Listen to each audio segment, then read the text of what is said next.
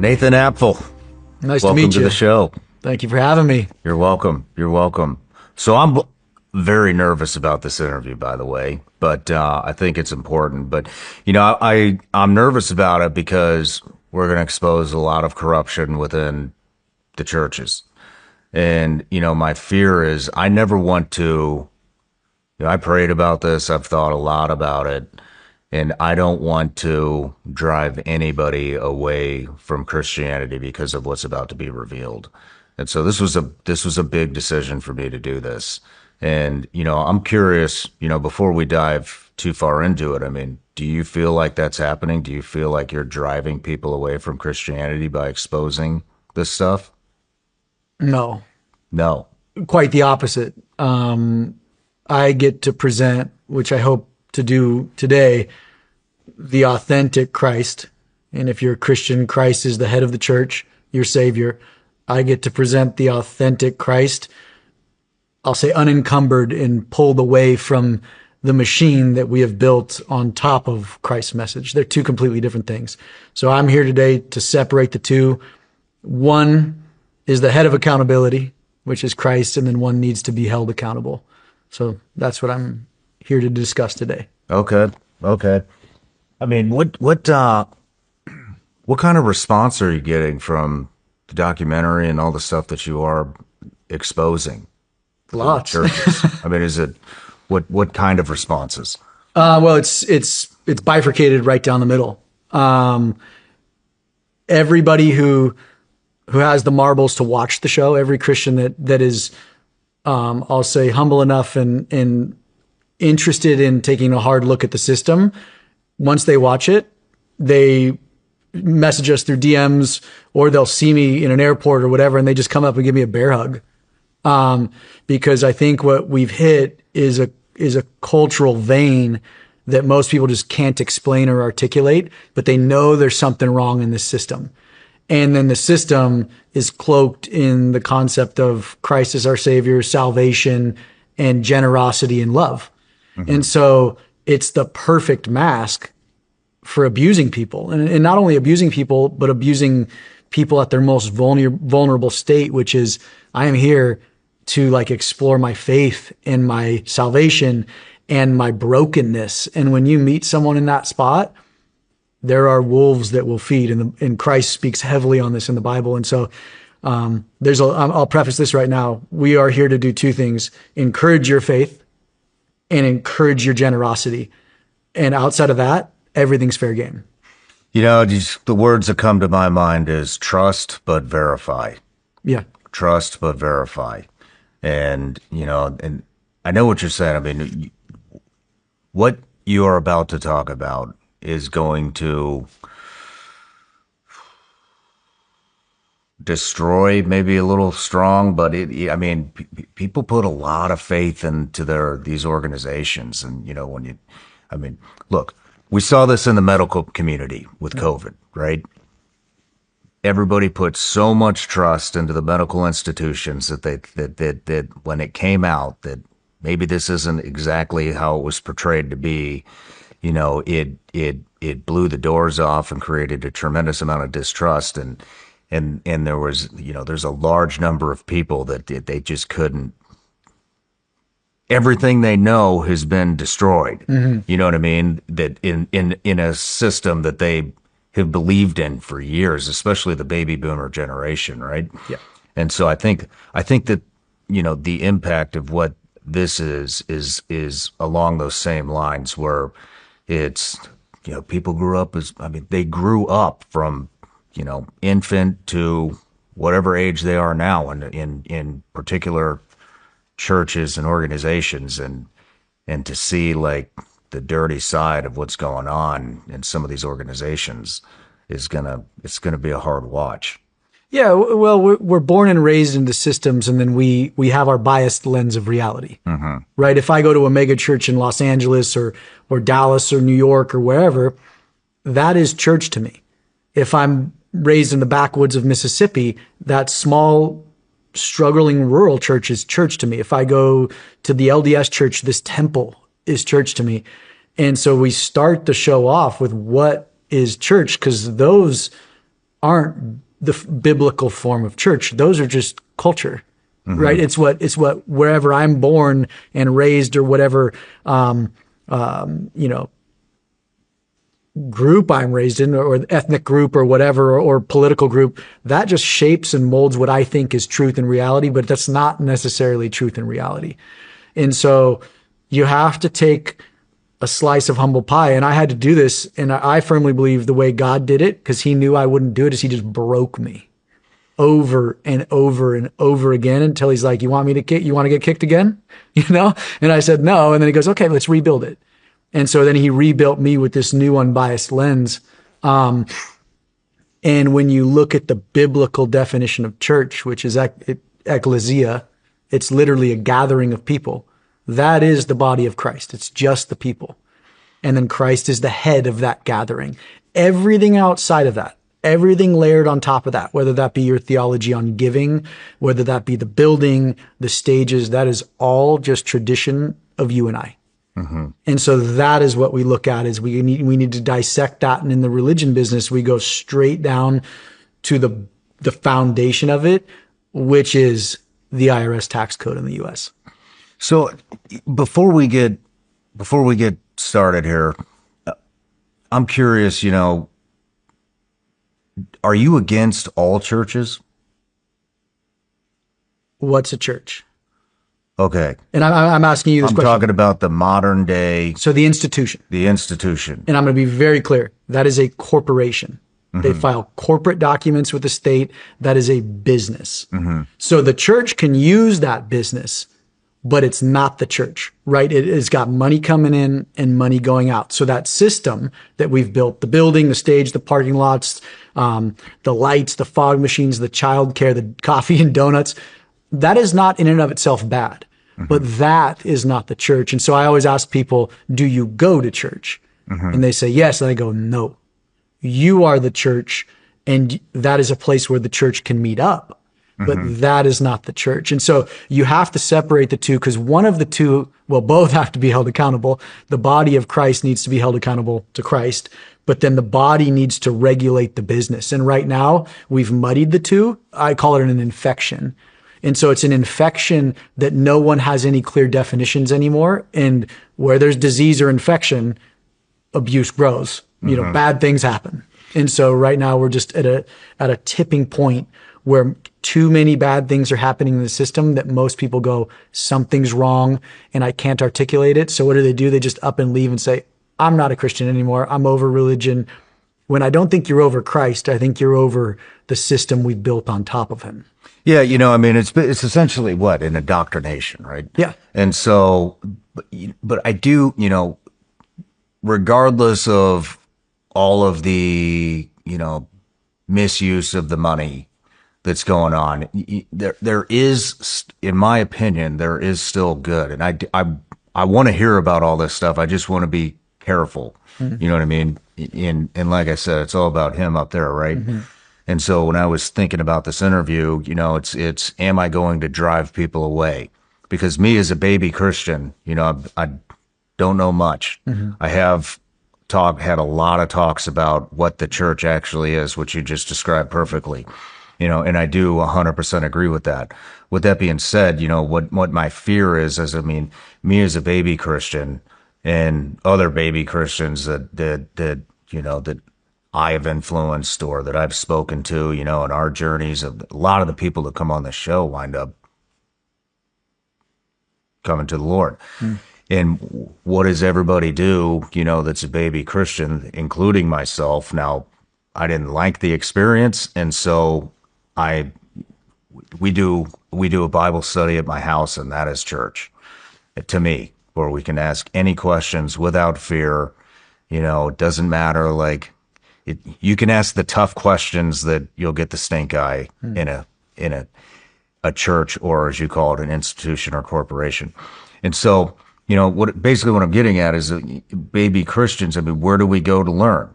We go to the church, because that's what we're indoctrinated into thinking. Yeah. You know what I mean? And so if we blast, the institution, the corporation that calls themselves the church, are we turning off a a funnel of people to become educated in what this is really all about.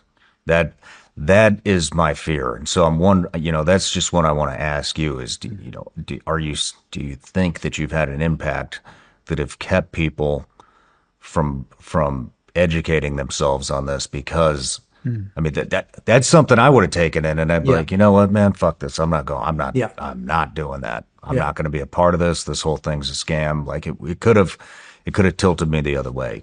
Is I guess is what I'm saying. Yeah. And we do see this massive wave of revival in Christianity across the globe, and I mean I see it almost every day. More and more people are coming, and I think that's a good thing. I think that's a good thing. 100%. Yeah. So I just want to be very, careful not to turn people off from I get that. from that. I get that. That's definitely not our goal. You said something, I'm a baby Christian. If you're holding a Bible study at your house, I don't think you're a baby Christian. I think you cut right through the bull and you like hit that bullseye on the board. You might be 3 feet from the board right now, and eventually you want to get 8 feet from it, so to speak, but you're on the bullseye. Can I give you something? Yeah, of course. This Bible is a gift. Oh, whoa. It's printed in 1660. 1660? That's a King James. And it doesn't come in one Bible, it comes in two because it's so big. But you said something. And so this Bible is 49 years, printed 49 years after the first print of the King James in England. Whoa. It's a gift for you. It's got the Apocrypha in it. It has massive wood carvings of Jerusalem and of the Levites prepping the tithes, ironically. But this is what people need to read. They need to read the Wow. scriptures, nothing else. And so this is where one of the two places you find God is in the scriptures and in prayer. And if you're doing those two things, you're far ahead of anybody, of 99% of Christians. So this Bible is printed in 1660. Man, I don't even know what this is. Yeah. Wow. Thank you. That's used in the religion business. We printed or we scanned some of the wood carvings to tell the story. So that Bible is older than America. Wow. Are you serious? Yeah, I think so. That's a gift from Chris and I, my business partner and I. This is like the coolest thing anybody's ever given me. Thank you. That's humanity's history. And so if you have a way to see the world and you explore your faith and why we're here and why I have consciousness and why I put value in your life and in my daughter's life as opposed to just being animal, that book tells the story in one of the most profound ways that's radically shaped the world. It's shaped everybody's life on earth. And so Chris and I thought, what better gift than a piece of history? This is amazing. Yeah. Thank you. Thank you. You're welcome. And so I give that to you right now because you said you don't want people to turn off from Christianity, but those scriptures are all you need.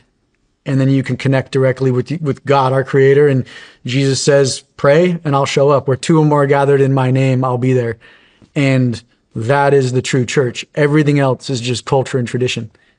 Wow. Thank you. You're welcome. This is incredible. Thank you. Well, when I saw the new set, I was like, it'd be really cool if he had a cool Bible sitting somewhere. We got a bunch of Bibles. Oh, there we go. And I think these are coming home with me. There you go. So I can dig in. Yeah. But that's what everything's based off Christ. And that book, that collection of scriptures has radically transformed the world. And the problem is very few Christians go back to that anymore. Dan Bramer in the religion business says we put faith in our faith in God, but not in the God of our faith. Because if you put faith in your faith, you're putting faith in the institution. This is what I'm used to. This is what I was raised in. It's safe. It'll raise my children in the way I want them to be raised. But that's not what God said. So we have to put our faith in the Creator and in the God of our faith. And as soon as you do that, things get very dangerous, because it means I am no longer in control of anything. Mm-hmm. And if I firmly believe in this creator who's whispering in my ear and guiding me, I'm going to have to do what he says, whether that be pouring everything you have into a show, 15 years of your life, whether that be making a ton of money and be like, man, you've blessed me. And then him saying, dude, you're going to risk it all right now, or, hey, like my brother was a sniper, don't pull the trigger, or pull the trigger. You're starting to listen, and that's a dangerous position to be in, because you are now a danger to government. You're a danger to institutions, because you no longer are appeasing them. You're appeasing God, whether that be Christianity or Islam or Buddhism or Hinduism. The God of your faith is a dangerous God. And so the God of that Bible is a dangerous God. Wow. That's a good way to put it. Yeah. Thank you. Yeah. Everybody starts off with an introduction. You ready? Yep. Nathan Apffel, filmmaker and world traveler who turned a traumatic brain injury at 16 into a 20-year odyssey of documenting stories that make audiences question everything. Creator of The Religion Business, a 7-part docuseries revealing the trillion-dollar machine behind Christian institutions. On a mission to shine a light on the business of religion, and most importantly, you yourself are a Christian. So, how did this actually? Couple things we got to get through here. So, yeah. I got a Patreon account. We've turned it into community, and they've been here with me since. A lot of them have been here since the beginning. And so, one of the things that we do is we offer them the opportunity to ask each and every guest a question. So, this is from Eric Alger. Do you feel a filmmaker's responsibility ends at exposing problems, or can it include building tools that create change?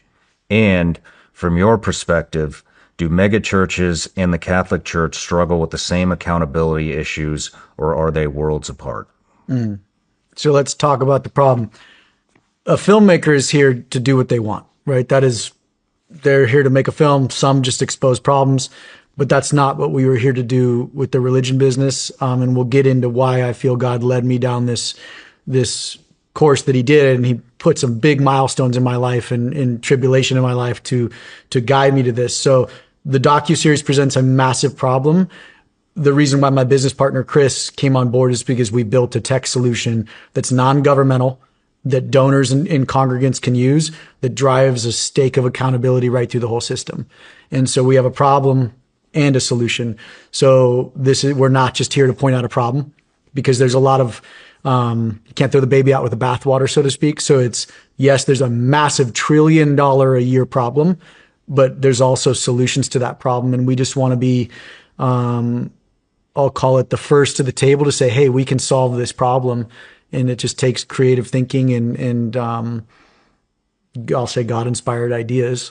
But yeah, so we are not here just to point out a problem. We're here to bring a solution. You know what's interesting is it just came to me, the guy that runs my Bible study, his name's Todd, and he's OG, original gangster, Tennessean, and has been a preacher, I think, damn near his whole life.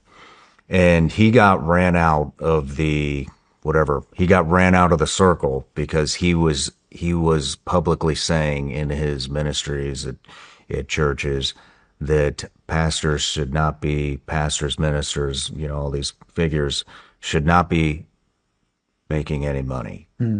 And so he couldn't preach at any church. That's who leads our Bible study. And then he just got into a very small one. I think he's really happy about it. So he's back preaching again, but he stands for pretty much exactly what I think you're about to reveal here. I'd like to meet Todd for sure. I'd love to connect you. Yeah. But so how did you get into this whole thing? What was it? Into the religion business in particular? Into the religion. What did you start diving in? What was it that caught your attention, that initially grabbed you? I was born and raised in large churches in California. Loved it. Like sang in choir, did the Awanas side of things, was like the champion of the 3-legged race with my elementary buddy. I loved it. I went to every summer camp, always got a new girlfriend at summer camp. It's just the youth experience of modern Christianity. We moved to San Diego to a little town called Carlsbad, and went to a church. The youth pastor was awesome, super outspoken, gregarious, loud. He became the high school pastor. So with his kind of, moving up the ladder, I was aging. And so he was always my pastor. When I was 16, I had a brain injury. We could get into that a little later. But that's what got me into filmmaking. And then in my 20s, I started traveling the world. I worked for Oakley, the sunglass company, and Burton Snowboards. And I would just travel the world working on, surf movies, snowboard, ski movies, you name it. A mentor of mine, Ira Opper, hired me, and I've worked with him for almost 20 years now. This old legend from North County. And we would just travel the world together. And everywhere I'd go, I'd just want to visit churches. And then my dad was running a nonprofit, and he just likes adventure, and so most of his nonprofit work was done in the rural mountain regions of Central and South America. And so I would shoot for him. I'd go out and film for him. And, we'd be hanging out with literal drug runners, in the middle of the Honduran jungles, where you got to take dugout canoes to get there and sleep on the ground, and, no electricity. I lived for that. And so I had about a decade of that where I was in the favelas in Brazil, so the poorest slums of Brazil, and in the backwoods, literal pine woods in Honduras, hanging out with drug runners. And you'd end up in these tin roof churches with no walls and dirt floors, and then these seminaries in Brazil that never took a dollar. There was no focus on money ever. It was just, how do we connect with our Creator? And man, I have usually physical needs. Either my daughter or son is dying, or my husband just died, or, destitute individuals looking for purpose. And so I just fell in love with these types of churches and seminaries. And so for 10 years, I believe God gave me breadcrumbs, and I just traveled the world. And I'd sit with there's one story in particular where I was in Mexico sitting at a convent, and the train that runs from the border to US is called El Tigre, and MS-13 runs it. And anybody from Central America would climb on top that want to get to the US border. And, MS-13 is raping kids, raping women, throwing women with new babies off. If they wouldn't let them have sex, they just chuck the baby off, kill people. And there was fees. And so I've talked to one girl who brought her cousin along, and she gave her cousin as payment to get her to the border. And, so we were at this convent, and the convent, Catholic convent, will take anybody in, whether that be traveler or MS-13, anybody who's hurting. And so this is when I was 22. I was shooting interviews, and I had a translator, and I was sitting there with this MS-13 member. And he goes, "Nathan, the one thing I want to tell you is you're 10 steps away from murder." And I was like, "What do you mean?" And he goes, "You will kill someone with 10 bad decisions." And he goes, "I was raised on the streets in Hungary. MS-13 took me in." And he walked me through his life. And he goes, "You are 10 steps away from murdering someone, 10 bad decisions." And that radically transformed how I look at whether that be sinners or, anybody I meet on this journey. And I'd rather sit with them because I know them. And so I came back, they're being honest with me, right? "Oh yeah, you're going to kill me. If you're threatening to kill me, you're probably going to kill me." But a pastor in the US might smile at me as they're completely abusing the system, if that makes sense. And so I always say, because I shot on Warped Tour too, so I would shoot music videos on Warped Tour. And I'm like, I'd rather hang out with the punk rock guys who are doing drugs and just doing whatever they want, because that's what they sing about. But then I go into country music or into Christian music, and they sing about the greatest things.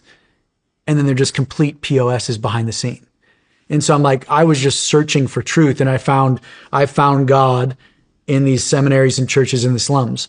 And then I'd come back to the US, and I'd stand in this $30 million a year church. And I'm like, "You're not doing anything for your community, but you did build that new arena. You did buy that new sound system." And then at that same time, so everything's coming to a head and I'm getting frustrated. Two other things are happening in my life. That youth pastor I told you about was arrested for essaying his adopted children. He's still in. Say that again. The youth pastor that raised me, that I was mentoring me, sexually abused his adopted children for years. And so that news comes out, and he was being trained to take over this megachurch at this point. And so he's in jail to this day. And I'm sitting here going, how is this pervert able to sit around children his whole life? And parents can look at this and be like, he's a pastor. They're safe with him. And he's sexually abusing his adopted children from Africa. And so that happens. My world travels are happening. And then my brother-in-law, the only pastor who would ever listen to my questions about like, how does the system work? Like, why does everybody say you get double honor? Why does everybody say you have the hardest job? And these are juvenile questions. You know, I'm like 20. He's the only guy, he's about 10 years older than me, the only paid pastor that would field any of my questions. And he's a full-time pastor getting paid. And he has a disease called Huntington's. So it's a super rare genetic disease. And he's pretty far along now. But he was the one guy in the system who would like listen. And so he'd come over and we'd sit and we'd drink whiskey on my little deck and we would just talk theology for hours. And a couple years pass and he calls me. He's like, hey, I finally understand what you mean. And I'm like, well, what do you mean? He goes, I quit my job today. And he's like, I got a job at Trader Joe's. And he goes, I preached my last sermon because I went back through Paul's letters and I get it. Like he preached unencumbered of needing anything from the people he preached to because he wanted to present Christ as Christ alone with no institution or no demand behind him. So the one guy who really inspired this whole journey, and this is the fucked up part of it, like he lost both his parents young. Like this guy had everything to be angry about. And instead, the one thing he wanted to present to the world was Christ. And I'm like, that's a man of God. And he's dying today, almost on his deathbed. And it's like, how did that guy get painted with so much baggage and crap? And then a person like me, who literally is just a train wreck wanting to kind of go out with a bang, God's for some reason keeping his hand over me. And so all these three storylines and experiences collided at once. And so 25, I bought the religion business. So 16 years ago, I bought the domain.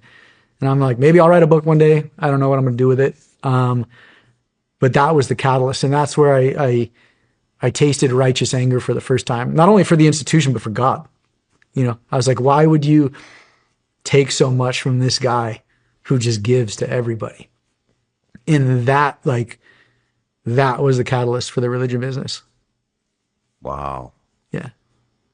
Man. So their whole world got flipped upside down when the pastor that mentored you got picked up for that wasn't sexual that was child. more just like I knew it, you know. You like, knew it? Well, no, I'm You had saying a- like this is the good guys. All you know, the guys that look the best. You know, the Bible talks about the Pharisees walking around in long robes and wanting the respectful greetings in the marketplaces. You know, they come dressed as sheep, but inside they're ravenous wolves. You know, it's like, of course, the one person that everybody thought was, you know, this man of God is this ravenous wolf, and he's making good money. He's, you know, he is the picturesque ideal of the modern American pastor. And then the one who's being shunned and eventually just leaves the system, sounds like Todd a little bit, like gets a literal death sentence, you know, and yet he smiles in the face of death. And I don't know, it's a fascinating world, you know? Yeah. I mean, let me ask you this. Are you against pastors, ministers, any religious figures? Are you against them making money? I'm going to set the show aside for now. I don't think anybody can take money, especially over a career, from this system and not get eaten by it. And those aren't my words. Those are men and women that have spent their entire life in ministry or at a church, and having discussions for years with them. They're like, no one gets away from it. What do you mean by that? Nobody gets away from what? From getting eaten by the machine. So this is very similar to politics. It Come in runs, with great intentions and then you're corrupted and yes. And here's why. Or I'll give you my thought. I'm a young pastor, or Sean's a young man ready to spread the gospel. He's been indoctrinated, I'll use your word, into the system. He's been to seminary. He wants to, quote unquote, save souls. And so what's the first thing he's going to do? He's going to look for a job. He's going to get that job. And as soon as he starts preaching, he's going to tell about Christ and how Christ does save you, how Christ is the person you should mirror. I want to die in me so Christ lives through me. Like, those are all good things. But then guess what? Hey, Sean, your business, this institution, the corporation might cost, let's go small, $100,000 a month to keep this thing operational. Mm-hmm. Okay, well, where are we going to get that money? Well, you're going to look through scriptures and go, okay, well, right now in culture, we've landed on the Levitical tithe. And so we go, man, this tithe is where we're going to get our money. We want 10%, or we need 10%. And then you're going to keep preaching. And okay, Sean, I need you to preach one message on tithing every 8 weeks. Dude, I just learned this tithing today. I had no idea that this was a thing. So what is tithing? Let's get in. I want to give this model, if you don't mind. Okay, sorry. So 1 out of 8 weeks, you're going to do a sermon on giving. We'll call it generous giving and tithing, whether that be the pastors either preach on tithing or generous giving. Those are the two ways you can ask people for money. And so 1 out of 8 weeks, your message is on tithing. Well, shoot, Sean, our church is growing. Now our budget's $200,000. We have about 350 people that show up every Sunday. We've got a little, day school. So we got to start asking for more money. Okay, we're going to preach 2 out of 8 weeks. Well, shoot, Nathan's church down the street just got a better sound stage than us. And he's going to start pulling congregants. So in the show, we call this religious economic theory. So Nathan's church is going to pull your congregants away because they are literal consumers. And so you're going to need the same sound stage I have. Okay, well, that's going to cost us an extra $150,000. So we're going to request money above and beyond. So now on the third Sunday of that 8-week block, we're going to give a sermon, but then the last 5 minutes, we're going to present why we need this new soundstage. And so your whole presentation of the gospel slowly tilts to protect the institution and the revenues it needs to survive. And no matter what, this is my conclusion, every pastor that plays in that game dies to the game. And that's why pastors rightly say pastoring is the hardest job in the world. We all leave demoralized, and you do. But it's not your fault necessarily, but you've been eaten by a machine that we've built on top of Christ. Summer's here, and if you're anything like me, you didn't spend the winter just sitting around. You stayed sharp and kept moving. And now it's time your gear caught up. And that's why I want to introduce you to Roka. I've been looking for eyewear that can handle any situation with performance and style. And let me tell you, these aren't your average shades. I've tested them in the real world from shooting to fishing to off-roading, and they hold up. They're lightweight, don't slide around on my face, and can take a hit without falling apart. And the best part, they look good. They're clean and modern, no frills here, just premium eyewear that performs without compromise. That's something that I respect, and that's also why every time I head out the door, I reach for my Roka shades. Roka's based in Austin, Texas, American designed, no cut corners. The optics are crystal clear, cut through glare, and the fit stays comfortable all day long. Need a prescription? They've got you covered with both sunglasses and eyeglasses. Not only does Roka have awesome shades, they also have these that protect you against blue light. I wear these every night when I'm winding down for the day, and I still got to look at my phone or my laptop or my iPad. It just helps you wind down and get ready for bed. They are a one-stop shop for eyewear that's built to handle whatever life throws at you. Roka is the real deal. Ready to upgrade your eyewear? Check them out for yourself at Roka.com and use code SRS for 20% off site-wide at checkout. That's ROKA.com.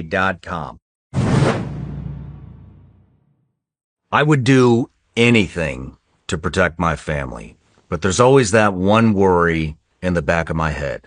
If I have to use my firearm in self-defense, who's got my back?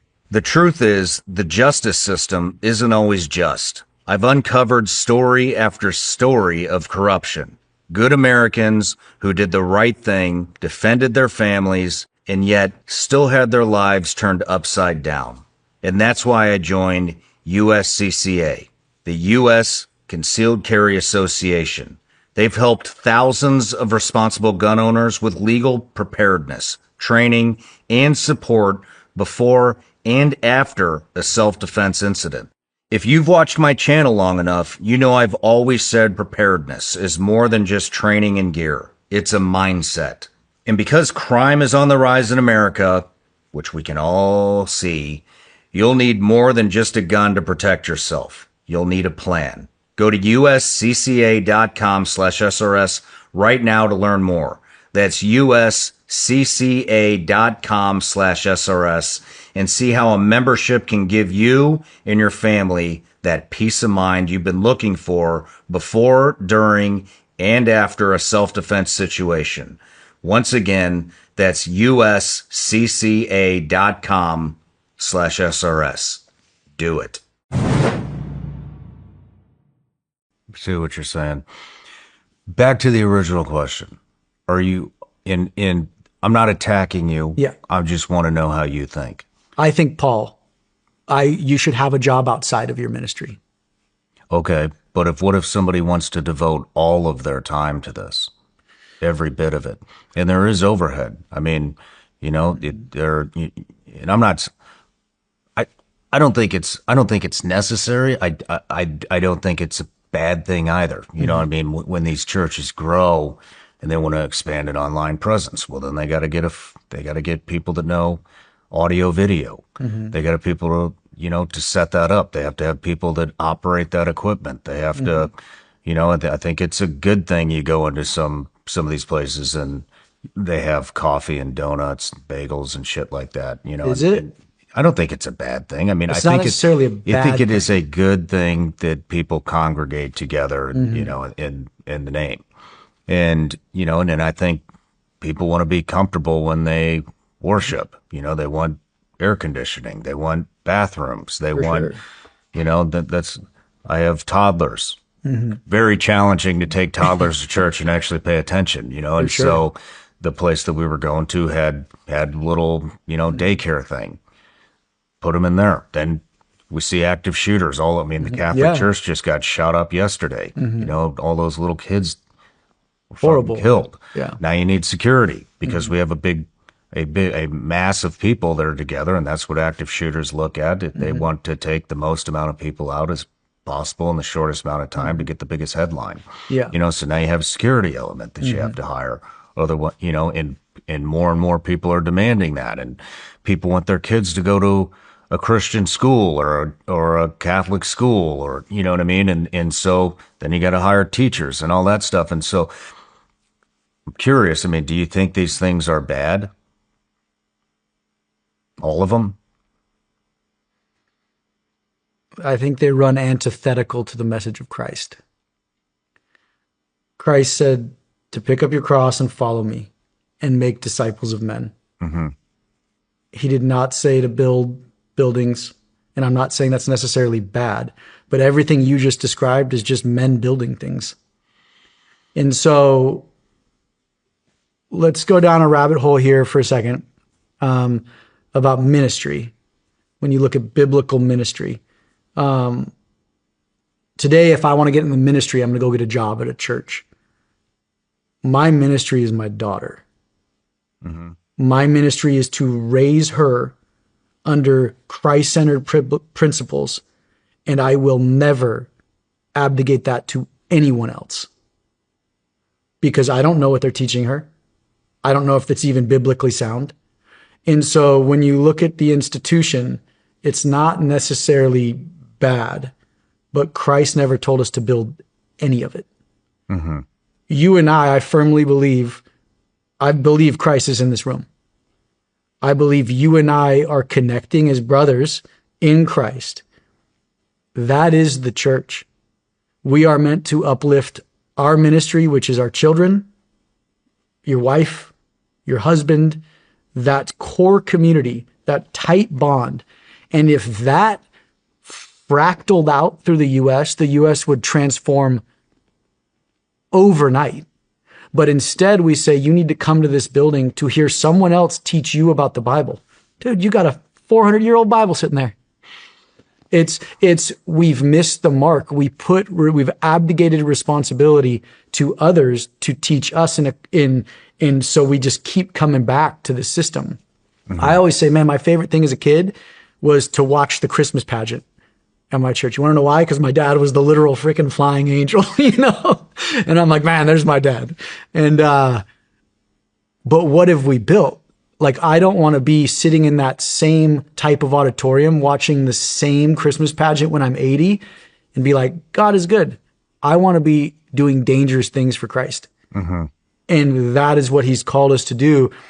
And when you dilute Christ's message down, he actually didn't talk about much outside of loving one another, healing one another, preaching the gospel, and making disciples. Everything else is just traditions of men. In Christ, this has happened in the past. The temple was exactly what we see today. You go to this building to worship. Now, granted, it was a legalistic structure, whereas we say our churches aren't legalistic anymore. But it was a legal structure, and they were making money in the temple square, exchanging money. And Christ went in and he said, you've turned my Father's house into a robber's den. That building was strictly for worship. And instead we made money on it. We turned it into a capitalistic endeavor. And I can't read the Gospels and lay that story over modern day church and see any correlation in regards to like what needs to change. We've mirrored it. It's the exact, we've repeated history over and over. And you as a military man and probably a historian, history repeats itself over and over because we don't learn. So we're literally mirroring what's happened in the past. And so it's when you read the Gospels, and this is what I'll tell everybody, when everybody goes, okay, what should I do, Nathan? Well, you should read the Bible. Over, I think it's only 13% of Christians have ever even read the book. I haven't read it all. Well, it sounds like you're trying. You're going to get through it though, right? And that's the thing is once you read it, so there's a great study done. There's a mega church in Chicago, one of the first in the US, 30,000 seats. Bam, massive, huge show. Every pastor goes, I want to be that. And so this is in 98. They're expanding rapidly. Thousands of people are pouring in every Sunday. Tens of thousands are pouring in every Sunday. In leadership, I'm going to tip my hat to them. They go, hey, we're not really deepening our congregants' faith. People are coming, they stay for 6 months, they leave. It's a conveyor belt. And the reason why we keep our numbers is because a new person just puts their butt in that seat, and it's just this conveyor belt. How do we retain our congregants and deepen their faith? So they hired Stanford and development economists at Stanford to come in and do a long-term study. And we have dev economists that worked on the show. These guys are brilliant, these guys and gals. So they do this long-term study. Their study comes back with 2 ways that you can deepen your faith of your congregants. 1, reading your Bible at home alone. 2, sitting in prayer alone. That's it. So what are the buildings? What are the sound stages? What are the childcare? What are the coffee and donuts? What are the escalators? What is that 20-acre parking lot just to get people in? It's things we've built on top of Christ. Stanford came back and said, these are the 2 things. We've asked everybody. And so when Christ says it's written on your heart, Sean, it is. I firmly believe his gospel is written on every human's heart. And that book is the guide. And then prayer is how you connect. And other than that, everything is just freaking smoke and mirrors. Sorry. Yeah, I mean, I'm just, I think about, everybody has to make a living, and somebody that's new to this, and I don't understand. There's probably 10% of the Bible I understand and 90% I don't understand, and so I need to look for somebody that can educate me. With that being said, I look for multiple, I want all aspects. I don't want just, for sure, I don't want just Todd or you or a priest, to teach me about it. I look at it from, I want to hear all the aspects, all the different angles. I want understand it, and so that is what draws me to, what drew me to go to a church. Yeah, you're wrestling with your faith, right? Yeah. But the Bible says wrestle with your faith. And so, you know what I mean? But,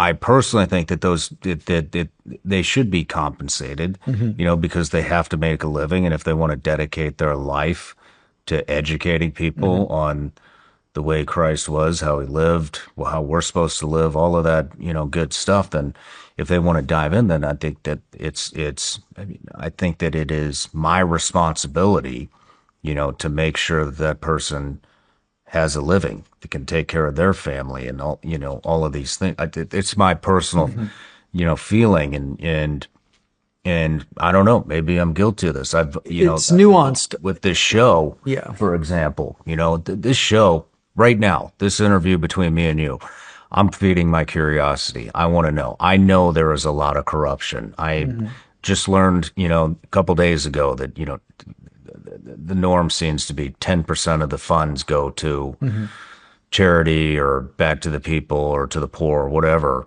and 90% of it, goes in their pockets. I think that is a fucking travesty. Yeah. That's happening. But, so where I'm going is, maybe I'm a part of this. I've brought on, I have a lot of mentors that I brought on the show. I still explore Catholicism a little bit.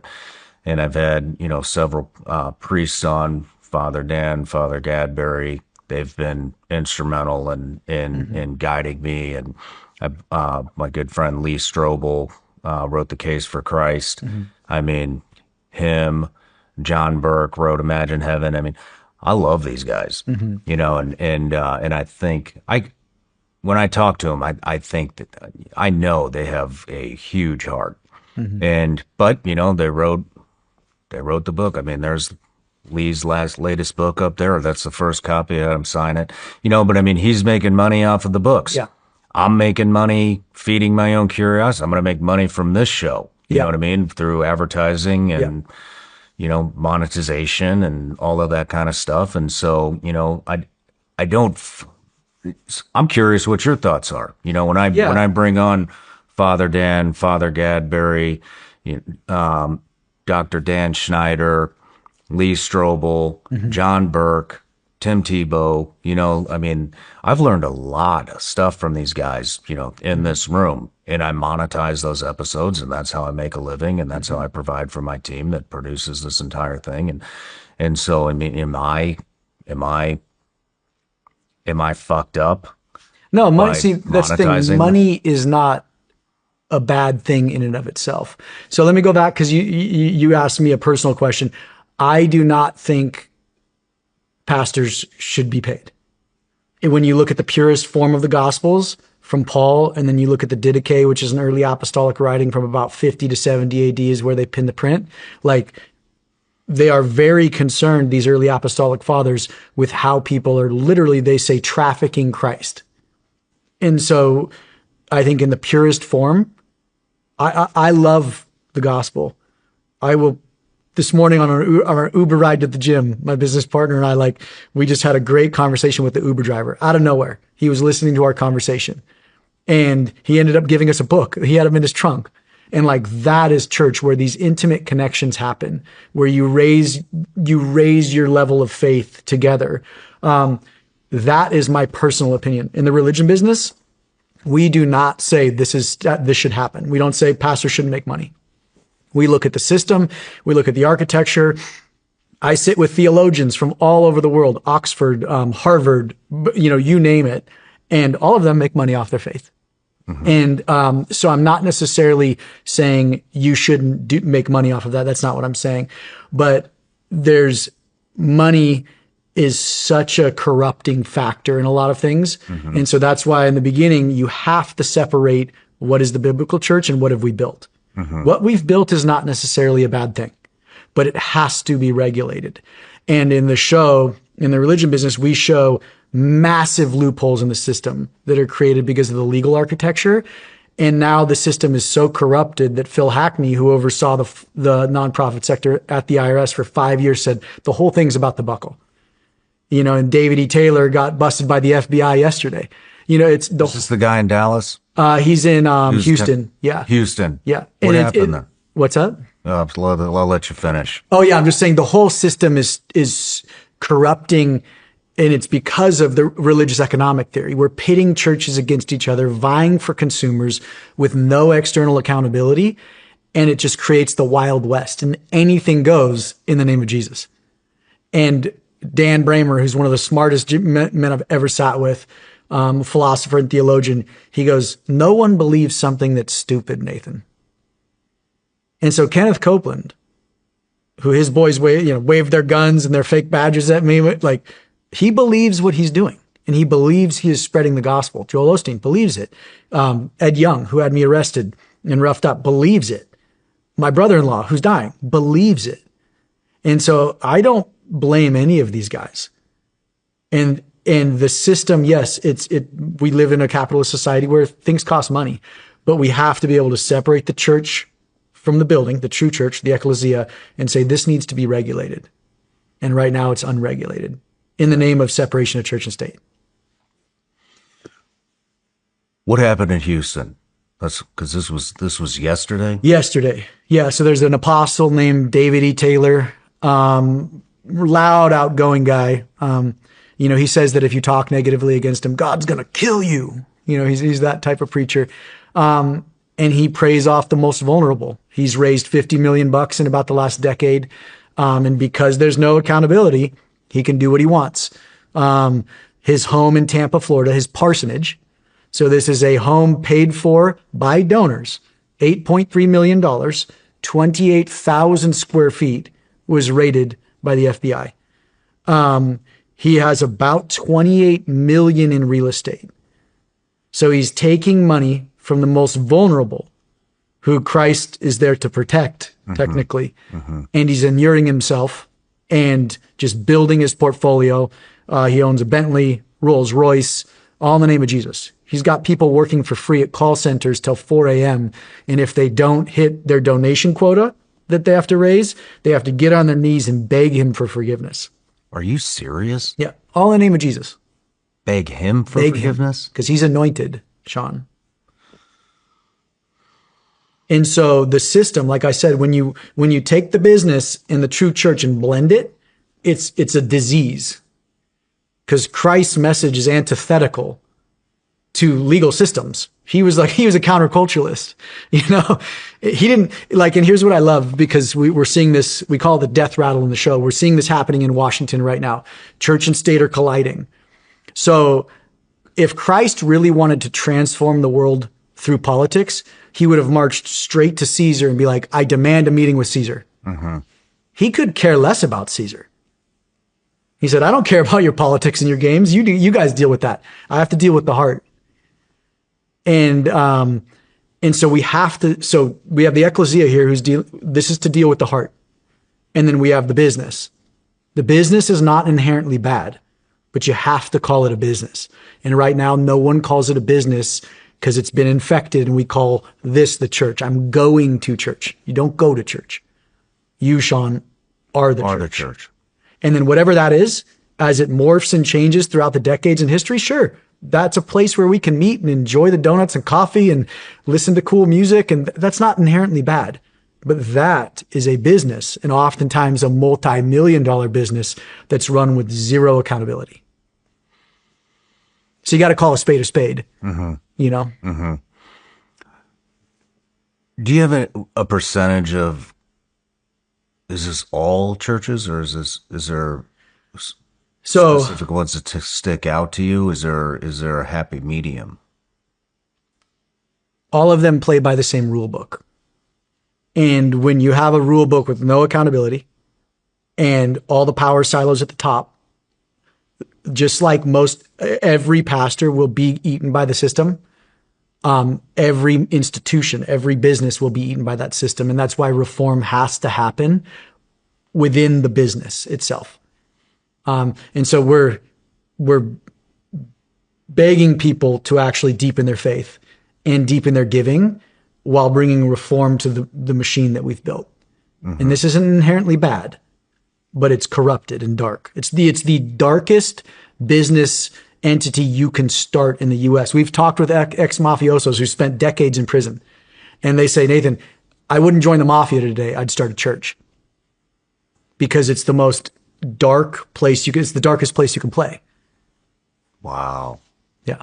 Why did this guy's 28,000 square foot home in Tampa get raided by the FBI? Enough people. So this is where you can finally, this is the little sliver of hope is if enough people complain to the IRS or the FBI, they will open an investigation. And our good friends, RPIs that worked on the religion business at the Trinity Foundation out of Dallas, they'd in 2018 put together a massive packet and sent it to the IRS and said, hey, you guys have to look at this scammer. Like he's just ripping people off. And this is the problem is it took 6 years, 6.5 years for the IRS and then the FBI to finally go, this is a total POS. Like he needs to go. But there's people who have disappeared going to his church, missing person reports. And we see this across the US too. These apostles will find vulnerable people, will tell them to move across the country and come work for them. And eventually they disappear into trafficking rings. I mean, do you have proof that is the... We've got missing persons reports and you just never find them again. Their cars will be in parking lots. I get that. Yeah. What I'm asking is, do you have proof that it was the church that did it? I mean, we're talking about vulnerable people. Those are people that are, in poverty, many of them addicted to drugs. Mm-hmm. You know what that leads to? That leads to do me the sexual favors and I'll give you drugs. Then it turns into I'm your pimp. I'll give you drugs. Yeah. I mean, that could be totally outside the church. I mean, there's a lot of things, that happen to the most vulnerable because of the situations that they're in. That doesn't necessarily mean that, that the pastor sold them into trafficking, unless you have proof. Do you have proof? I don't have proof of that. Well, I'd have to talk to our PIs, but those are firsthand accounts. Mm-hmm. But I'll tell you right now, there's a church in Arizona that literally has a tunnel that goes from the church under the border to Mexico. What? Mm-hmm. What church is that? I'm not going to say, but there is, that's how corrupt some of these institutions are. Why don't you want to say? Because that's for another story. We're developing that story right now. But there is, you can use the name of God to do horrific things. And that doesn't mean that God, Christ, is corrupt. It means man is leveraging his name to do awful things. Mm-hmm. And we can look through history on that one, And then let me rephrase that too. Man can also use the name of Christ to do amazing things. Mm-hmm. But right now that the architecture of the system is so dark that it just creates so there's a book called The Wisdom of Psychopaths, and it talks about psychopathic tendencies. And it's a character type, it's a clinical diagnosis. And you can either end up in jail for mass murder or you can be the CEO of some billion-dollar hedge fund. Like that, there's just a mental type that they classify as psychopaths. One of the top 5 jobs for psychopaths today is clergy, to become a pastor. Are you serious? Mm-hmm. Because it's unlimited authority or potentially unlimited authority. It's power. It's dominion over people. And that's the character type of a psychopath is attracted to jobs like that. It's a great book. It's written by a doctor who studied psychopaths for his whole career. All right, let's dive in. Yeah. Where do we start? Let's go into this. Let's go with some examples. Okay. How about this couple in Nashville? They had a TV show. I don't know much about it because I don't watch this stuff. I really don't watch anything. Mm. But you know what I'm talking about? Trump just pardoned these people that went to prison for, I believe it was tax evasion. Yeah. I don't know much about that story. Like, again, these stories are rampant across the US. They're everywhere. And so, let's take it, for example, a gentleman named Ed Young in Dallas. This is the guy that almost had you arrested. This is the guy that had me arrested. Had you arrested. Everybody's always like, how do you pick your targets, Nathan? Like, who do you go after? And I'm like, I don't. Like, I've asked God, you open the door, I'm going to walk through it. So I was in Dallas visiting my dad, and I wanted to go to church. I've gone to church every Sunday all over the US. I just visit churches. And I walk into this what is a satellite campus. So it means this pastor has multiple buildings all over Dallas. His main campus is in Grapevine, but I go to one in just outside Frisco, and I show up. Nice little building, probably seats 500, and pull into the parking lot. There's cameras all over the parking lot. You know, all his banners are all over there, and his branding. I walk in, I do my standard thing, grab a donut, cup of coffee, sit in the pews, sing some songs. This one, they don't even have a pastor preaching. They just lower the screen, and I watch the pastor preach from his other main campus.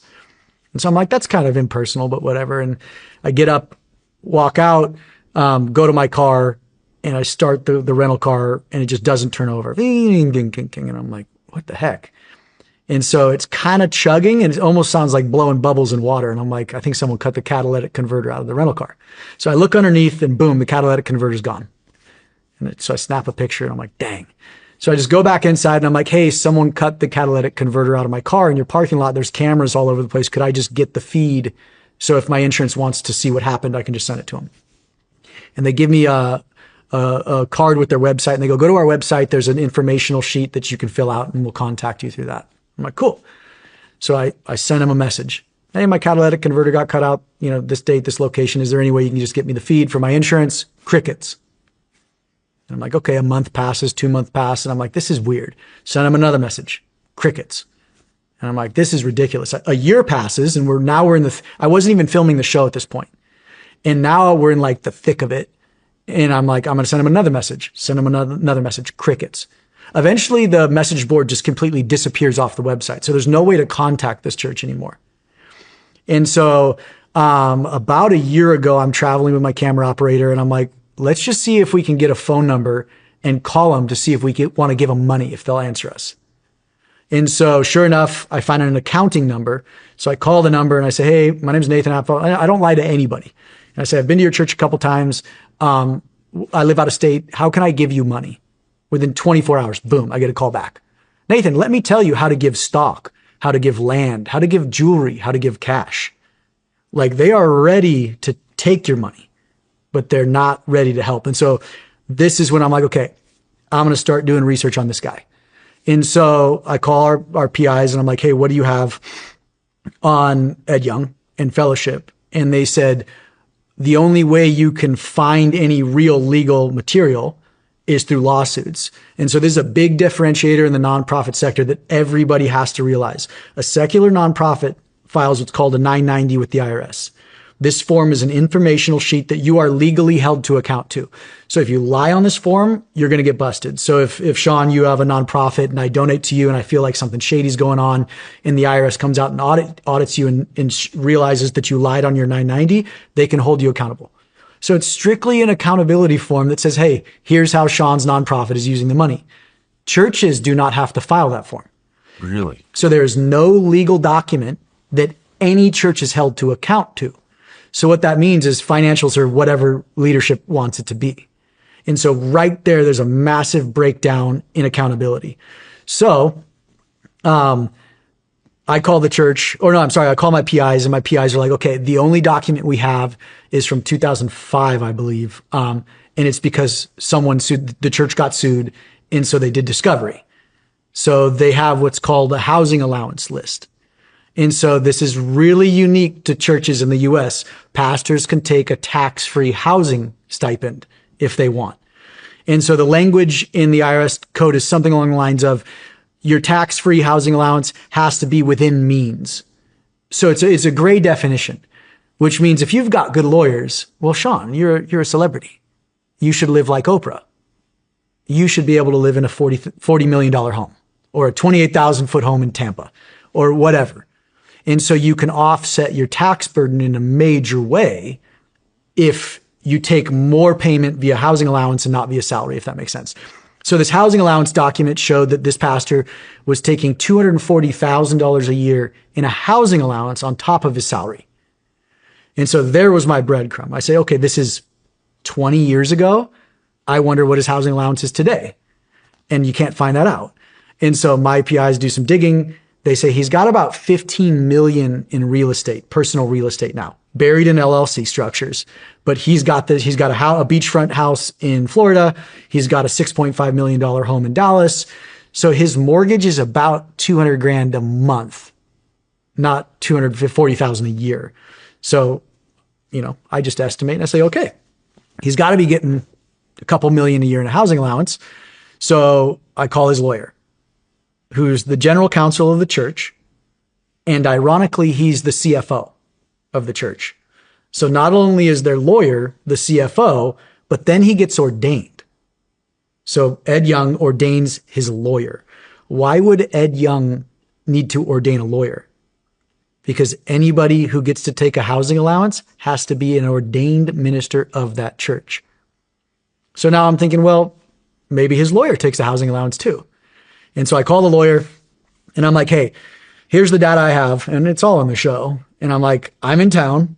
I'd love to hear from you because we just want to know the housing allowances. Oh, and this is the kicker. I've been donating to his church the whole time. And so as a donor and as someone who attends your church while I'm in Dallas, I want to know where my money's going. And if you're taking exuberant housing allowances that no one knows. And so sure enough, the lawyer never calls me back. So I decided to go to church on Sunday and I let him know. I'm like, we're coming on Sunday. And so I show up and, I don't show up with guns, with cameras all over the place. I just have a pair of glasses that record. And so I walk into the church. They had me pegged before I even made it through the front door. There was 2 security guards out front. Todd, the head of security, literally passes me as I'm walking through the door. In the show, you see him touch his earpiece. I walk into their store and I buy Ed's book. I want to buy a sweatshirt, that he's made. This is his design. And I want to get a coffee at his coffee shop. Before I'm even making it to the register, a gentleman comes up and says, you can't buy this stuff. We need to go outside. And so I walk outside. And again, there's no cameras with me. I'm wearing a wire and I have my glasses because I assume something like this would happen. And they go, you need to leave. And I said, why? And I said, I came to church. I wanted to buy your goods. You're a business. I want to buy your goods. I give to you. And they go, that doesn't matter, Nathan. And I said, what doesn't matter? The fact that I give to you? Like you should care about my giving and want to make sure you're stewarding it properly. And so I said, I'll leave. Who can I talk to in accounting? Because I just have some questions about housing allowances and salaries. They would give me no information, but they said, we will have you criminally trespassed if you don't leave. And so I said, okay, so if I leave, you're not going to criminally trespass me. And they said, no. So I go on my way, but I had signs in the car because I figured, hey, they're going to kick me out. They're not going to want to talk. So we leave, we kind of regroup, we wait for the second service to end. And I'm like, okay, I'm going to go stand in the parking lot because they won't give me any information. And my sign, all it says is, what is Ed Young's housing allowance today? And then Ed Young, what is your salary? That's it. These 2 little signs. So I walk onto the parking lot. Before I even make it 2/3 the way to the parking lot. And all I'm doing is standing out front. I'm surrounded by probably 15 armed guards. And these guys I'm not military, but these guys are rookie. Everybody's wearing different outfits. You can tell their badges are their security. Some of it's bought from Amazon. Some are armed, some are not. They all have colored lapels. So I figured the lapel means you're either armed or you're not. And they immediately bring a sheriff up and they're like, we're going to arrest Nathan for criminal trespassing. And I'm like, all I want is who can I talk with in accounting? And the sheriff doesn't arrest me. One of his private security grabs me, takes my phone and my property, hands it to another private security, like tore tendons in my arm. So I have to have surgery on my elbow, rips me around. And they immediately say, get him off the property. And I'm like, why? This looks bad. And literally there's 20 armed security guards surrounding this 165-pound dude with 2 signs. And, so I get arrested. I'm sitting there on the curb. Well, I'm not arrested. I'm detained at this point, but not by the actual PD. And it's in the show. I just talking to him and I'm like, look you guys believe you're doing the work of Christ. And I'm like, I can't hate you for that. Like you think you're doing good, just like I think I'm doing good. So we're on the opposite side of the same coin. But I'm like, look at this. No one knows his housing allowance. He has a massive property in Florida that no one knows about. The congregation doesn't know about it. They've paid for that. He has bulletproof Range Rovers that he jets away from church. And we saw this. He jumped curbs to get away because he knew that I was near the property. And I'm like, here's a dude driving away in bulletproof Range Rovers. Literally, he created this world in his own head. And all I wanted to know was your housing allowance that donors are paying. And so that's what I mean is the machine eats you. I firmly believe when Ed was young, he got into this thinking he wanted to save souls. He wanted to present Christ to people. And now he's got 20 armed securities around me. In his security office, we got word from some of his security officers that there's a photo of me, a 12 by 12 inch picture of me in their security office, and my code name was Hot Dog. And so I'm like, I wish I could have gotten their walkie, channel, because it's like Hot Dog is officially on the premises. And I'm like, all I'm here is because Ed wouldn't talk to me. The general counsel, who's also the CFO, won't talk to me. And so I'm just here for one simple question. What is your housing allowance that all these donors pay for? And to this day, unless they sue me for making the show, no one will know his housing allowance. And so that's the problem with the machine at this point is you get gobbled up, and he runs something called C3 Global, which is a church planting network. And his lawyer is also working with that. And so you start these, what's called auxiliaries, conventions, or associations. You start these side businesses as churches. And that's also in the same darkness that a church is in. So as what's happened is as business leaders, and there's this big like entrepreneurial spirit now in the Christian church. I'm an entrepreneur and a pastor. Well, no, you're just a really smart businessman who's a Christian, but you're leveraging your faith and you're starting a church or an auxiliary to the church to play in the darkest space possible. And a great example of that is the Church of Jesus Christ of Latter-day Saints, the Mormons. So in 98, they had a couple billion sitting. And so they're like, hey, we want to start an investment arm. So they start an investment arm called Ensign Peak Advisors. It's a couple billion. They shove it in the market. And because there's these additional terms in the IRS code, and again, this is lobbying the government. So this is why they run very like parallel lanes, the government and religion. The LDS Church petitioned the IRS to add the term auxiliary in front of church in the 60s. And it was men's clubs back in the day. So men would meet up, smoke cigars, hang out, talk. And they're like, this is technically church. And so the IRS added this term auxiliary to their definition. Well, there's no definition, black and white definition of what an auxiliary is. So if there's no definition, anything can be an auxiliary. So the LDS Church registers their investment fund as an auxiliary, which means that auxiliary is technically a church. It gets the same benefits that the church gets. Flash forward 27 years, they're worth $300 billion, and it's all for-profit ventures registered as churches. Wow. 300 billion. 300 billion in market assets. The LDS Church will hit $1 trillion in market assets in the next decade, all under the guise of a religious institution. And the crazy part is not $1 of that. Now it's a hedge fund because they're hedging. That not a single dollar of that fund has ever gone to humanitarian purposes or even the church. So if you're a shrewd businessman, you start a church and you can do whatever you want. And so you wonder why, oh man, Christianity is getting a bad rap right now. It's because, there these pastors, sexually abusing kids. No, it's because the whole system is broken, the legal system. So that's what needs to be reformed. Yeah, we see this all the time. Pastors with runways behind their house, 4 private jets. Yeah. I know it's insane. Well, the private jet can be registered as a house of worship in Texas, so you don't pay tax on the jets. Huh? It can be registered as what? As a house of worship, because you pray on it. So a private jet, a $20 million jet, is tax-free because it's a house of worship. Is that an auxiliary as well? It's just an asset of the church, but it's a house of worship. It's part of it. It's your building, basically. The IRS sees it as your building. So with these loopholes, you could basically purchase just about any vehicle, any plane, any piece Correct. of real estate, yeah, any building. And a lot of times, so the LDS Church is now the second largest private landowner in the U.S. 2.3 million acres. Wow. Tax-free.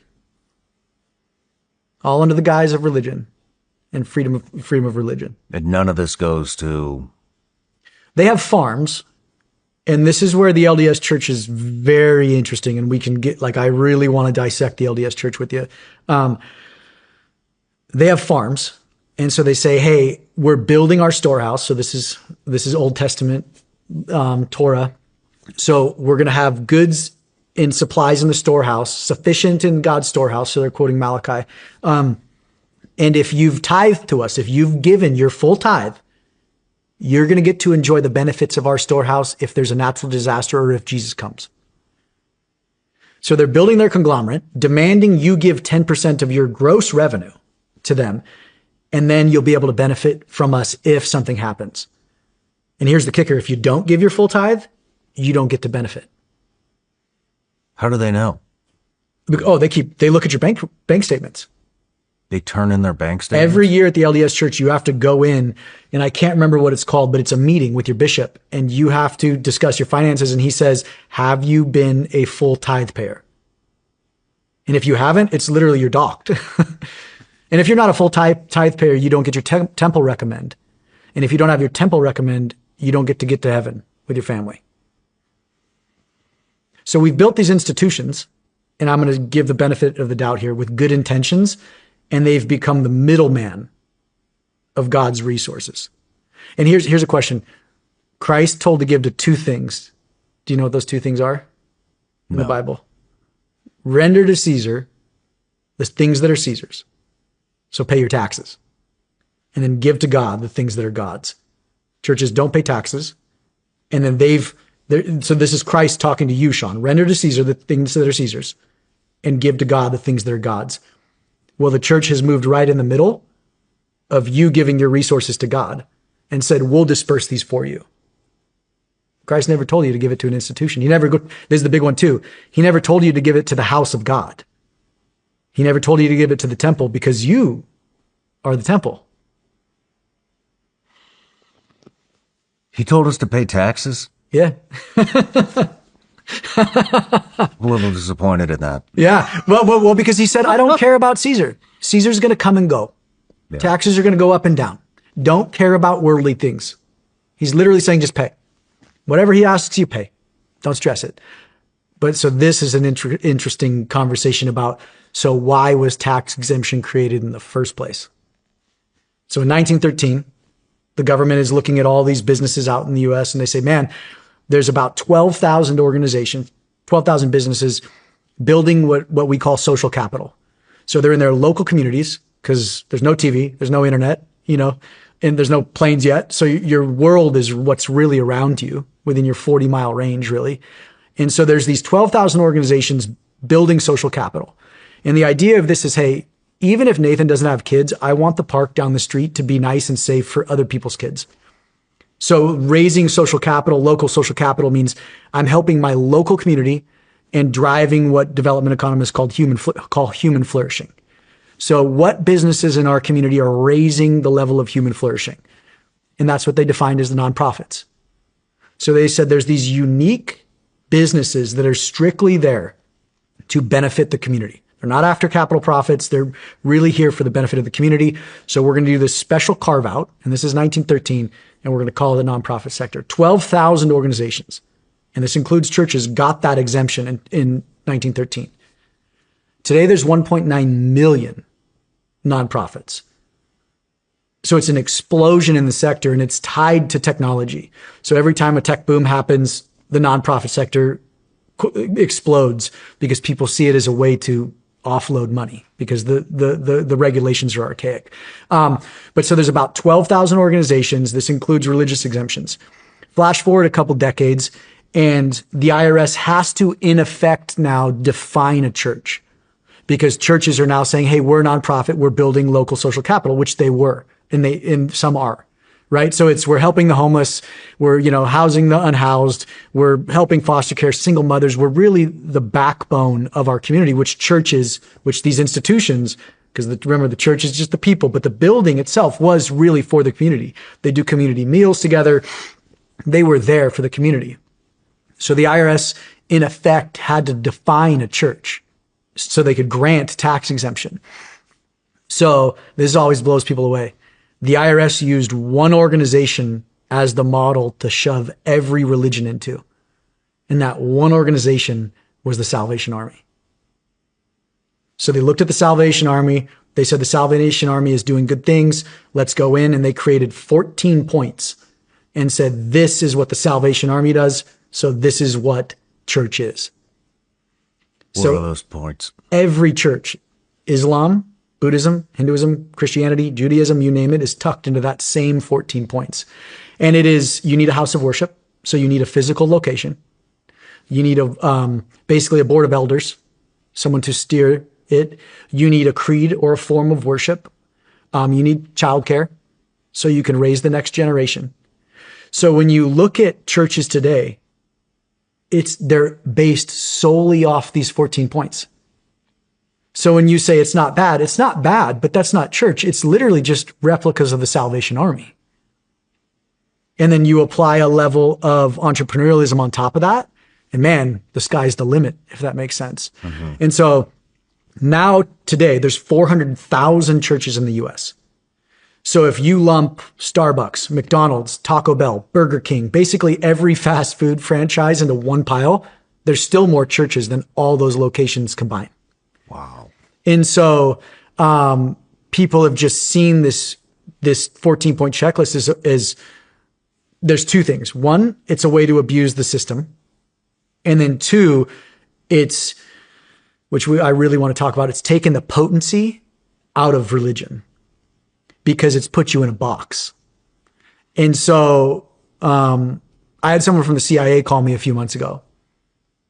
And they were like, hey, Nathan, what do you know about the 14-point checklist? And all I know is what the head of the IRS, the nonprofit sector, told me. And so I'm like, here's the history of it. And they go, okay, good, but it wasn't IRS that created that. Who was it? The CIA.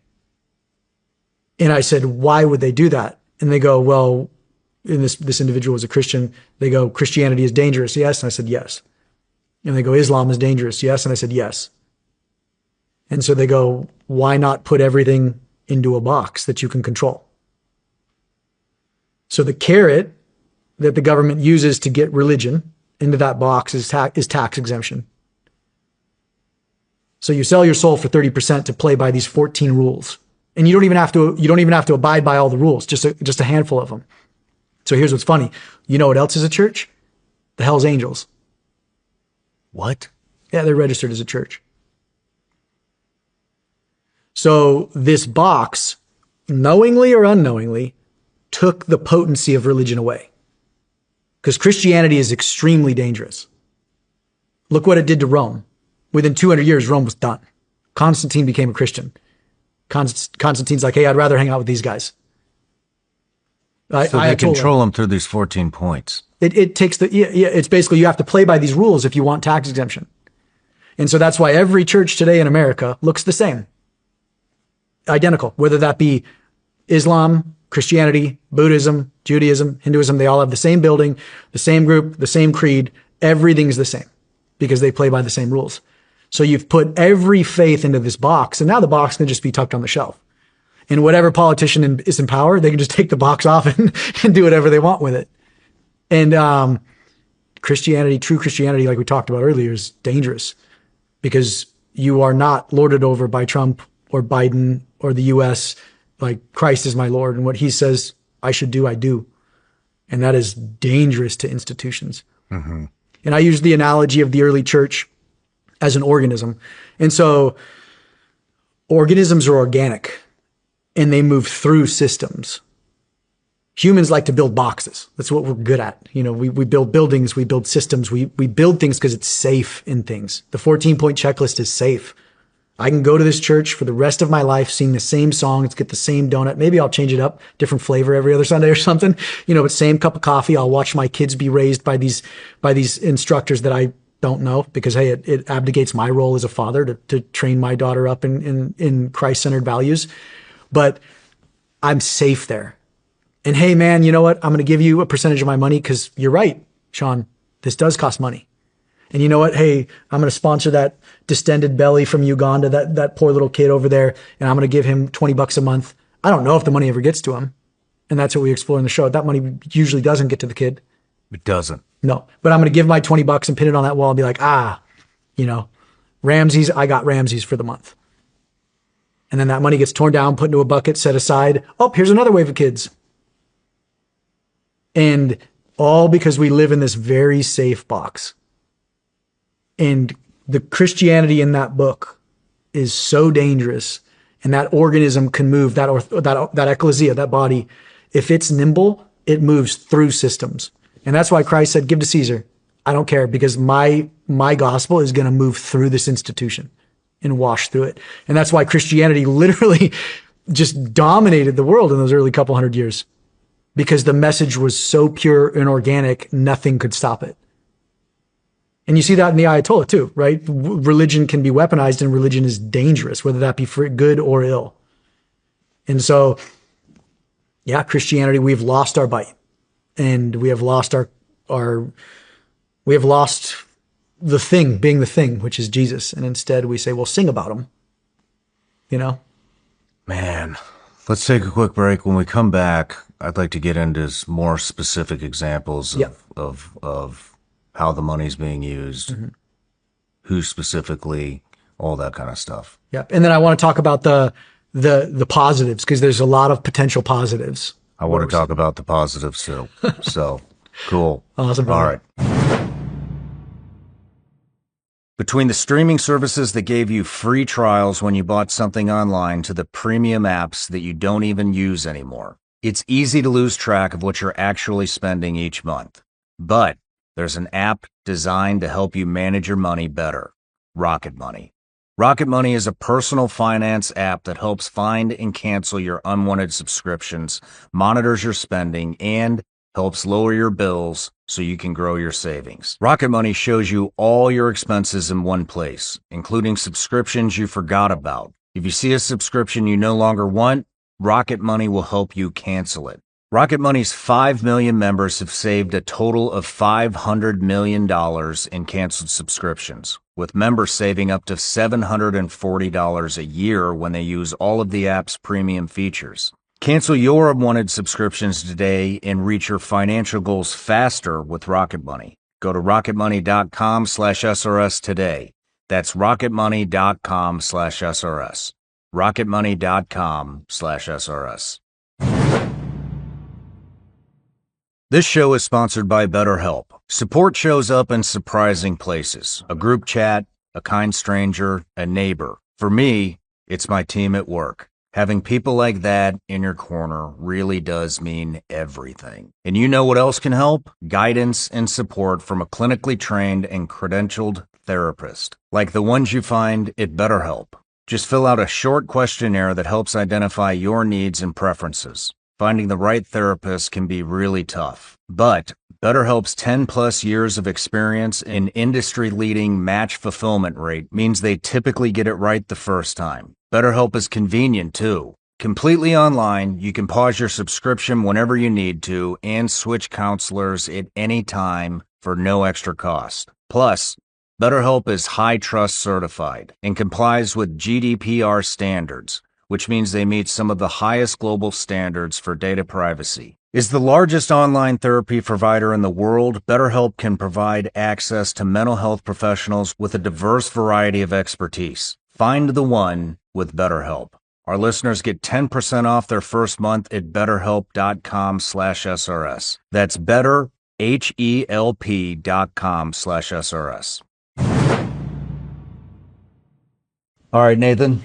We're back from the break, so we want to get into some big stats, overall stats on, how much money is going out, how much they're saving, how much they're giving, whatever statistics you want to share, and then I want to go through specific examples of who you've seen with, inside the corruption through all your research. So we'll start with the big stats. Let's do that. So the religion business looks at the nonprofit sector as a whole, right? And like I said, we go down to the legal architecture. We talked about some history there. About 1.5 trillion a year is given by individual donors to nonprofits. 1.5 trillion? Trillion with a T. That's just individual donors. Individual donors. This does not include government grants. So this is far bigger than the U.S. military. And it's kind of a black box. No one knows where that money goes. So it proves one thing in particular: Americans are really generous people. So this is 1.5 trillion. These are people inside the congregation, people that are going to the church. They're just donating every week. The nonprofit sector as a whole. So let's dial it down. So Christians, global Christians, give about $1 trillion a year to their churches. 600 billion comes from America. So about 600 billion is given every year to Christian churches. About 500 billion is given every year to nonprofits via American Christians. So you're looking at about 1.1 trillion in American giving, and then add another 400 billion on top of that to global Christianity. Because I'm interested in people, like in the religion business, we look at the nonprofit sector, and then a lot of people go, Nathan, why are you attacking or just looking at Christianity? And I say, well, I'm looking at Christianity because I hold my faith to the highest standard. I don't care about Islam. I don't care about Buddhism. I care about my faith. So $1 trillion a year is given by Christians to Christian institutions. Another 500 billion is given by Americans to nonprofits here in the U.S. So it's a massive pile of money. So where does that money go? About 44 cents of every dollar that you give to a church goes straight to salaries today. 44 cents. 44 cents of every dollar just goes straight to salaries. 25 cents goes to just buildings. And then only 6 cents of every dollar ever even leaves the institutional walls to go to the causes that Christ told us to support: the needy, the sick, the hungry, the thirsty. So it's not even 10%. It's not even 6%. Not even, yeah, 6% of all donations. What were the numbers on Christianity again that are just going to the church? $1 trillion. $1 trillion globally. Globally. 600 billion nationally. And only 6% of that goes to charity. Well, it's untraceable. So this is voluntary data given. So remember, there's no 990s that churches file. So you don't know what they give. So 6% is kind of like the best potential outcome because they're giving you that information, or they're giving these statisticians this information. And so that's not 6% creating impact down the value chain. So that's not 6 cents of every dollar helping that orphan in Africa or that, cripple in Honduras. No. That's just 6 cents making it outside the walls. And usually what's happening now, because one thing I want to touch on is these terms auxiliaries, like we talked about with the LDS church. Then you also have convention and association. And so a lot of times now it's just a church passing off that 6% to another business that they own. So we don't even know if it leaves. Yeah. What would these businesses could be anything. It's an auxiliary. Yeah. So basically what we're seeing now is in the last 25 years, churches have become businesses. They're, smart entrepreneurs, and I tip my hat to them, are starting to take over churches, and they're seeing the opportunity to literally build conglomerates. So like, let's say Chris, my business partner, has a nonprofit, a secular nonprofit that files a 990. It works in the mental health space, and he and I are good buddies. I run Nathan's church. It's massive. And I say, hey, Chris, why don't we bring your secular nonprofit under the fold of Nathan's church? And that church, that business now, your business is a church, and you no longer have to file 990s. And the excuse is, oh man, that frees us up from paperwork and, from the government, from Big Brother looking down on us. But what it also does is turn that organization completely dark. And so churches now are starting to acquire businesses and bringing them under their fold. And then just because those businesses are wrapped into my church, they all become churches themselves. And so now I can give 6 cents to Chris's church and say, look at or his business, which is now a church, and say, look at all the good work we're doing.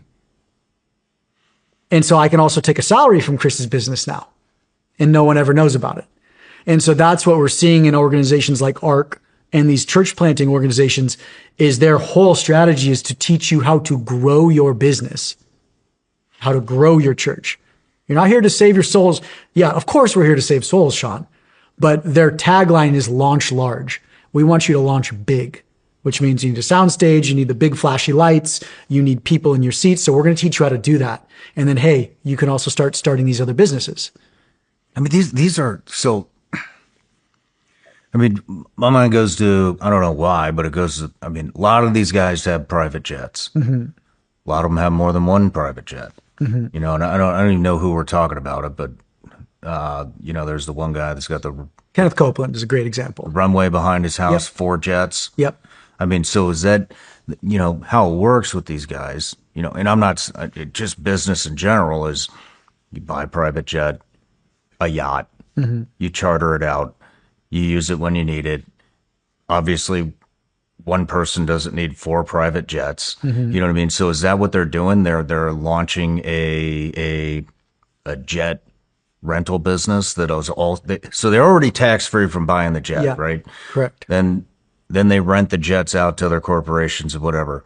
I don't see much. Well, Would again, that be an example? could be, but and I know I've heard a couple people do that. That's their excuse for the private jet is, hey, we're actually going to make money with it. But I see that as an excuse. Like, there's this thing that we profile on the show called long-term ministry, or I'm sorry, long-distance ministry, and a pastor will find an excuse and open a church 1,000 miles, 2,000 miles, 3,000 miles away from his main church.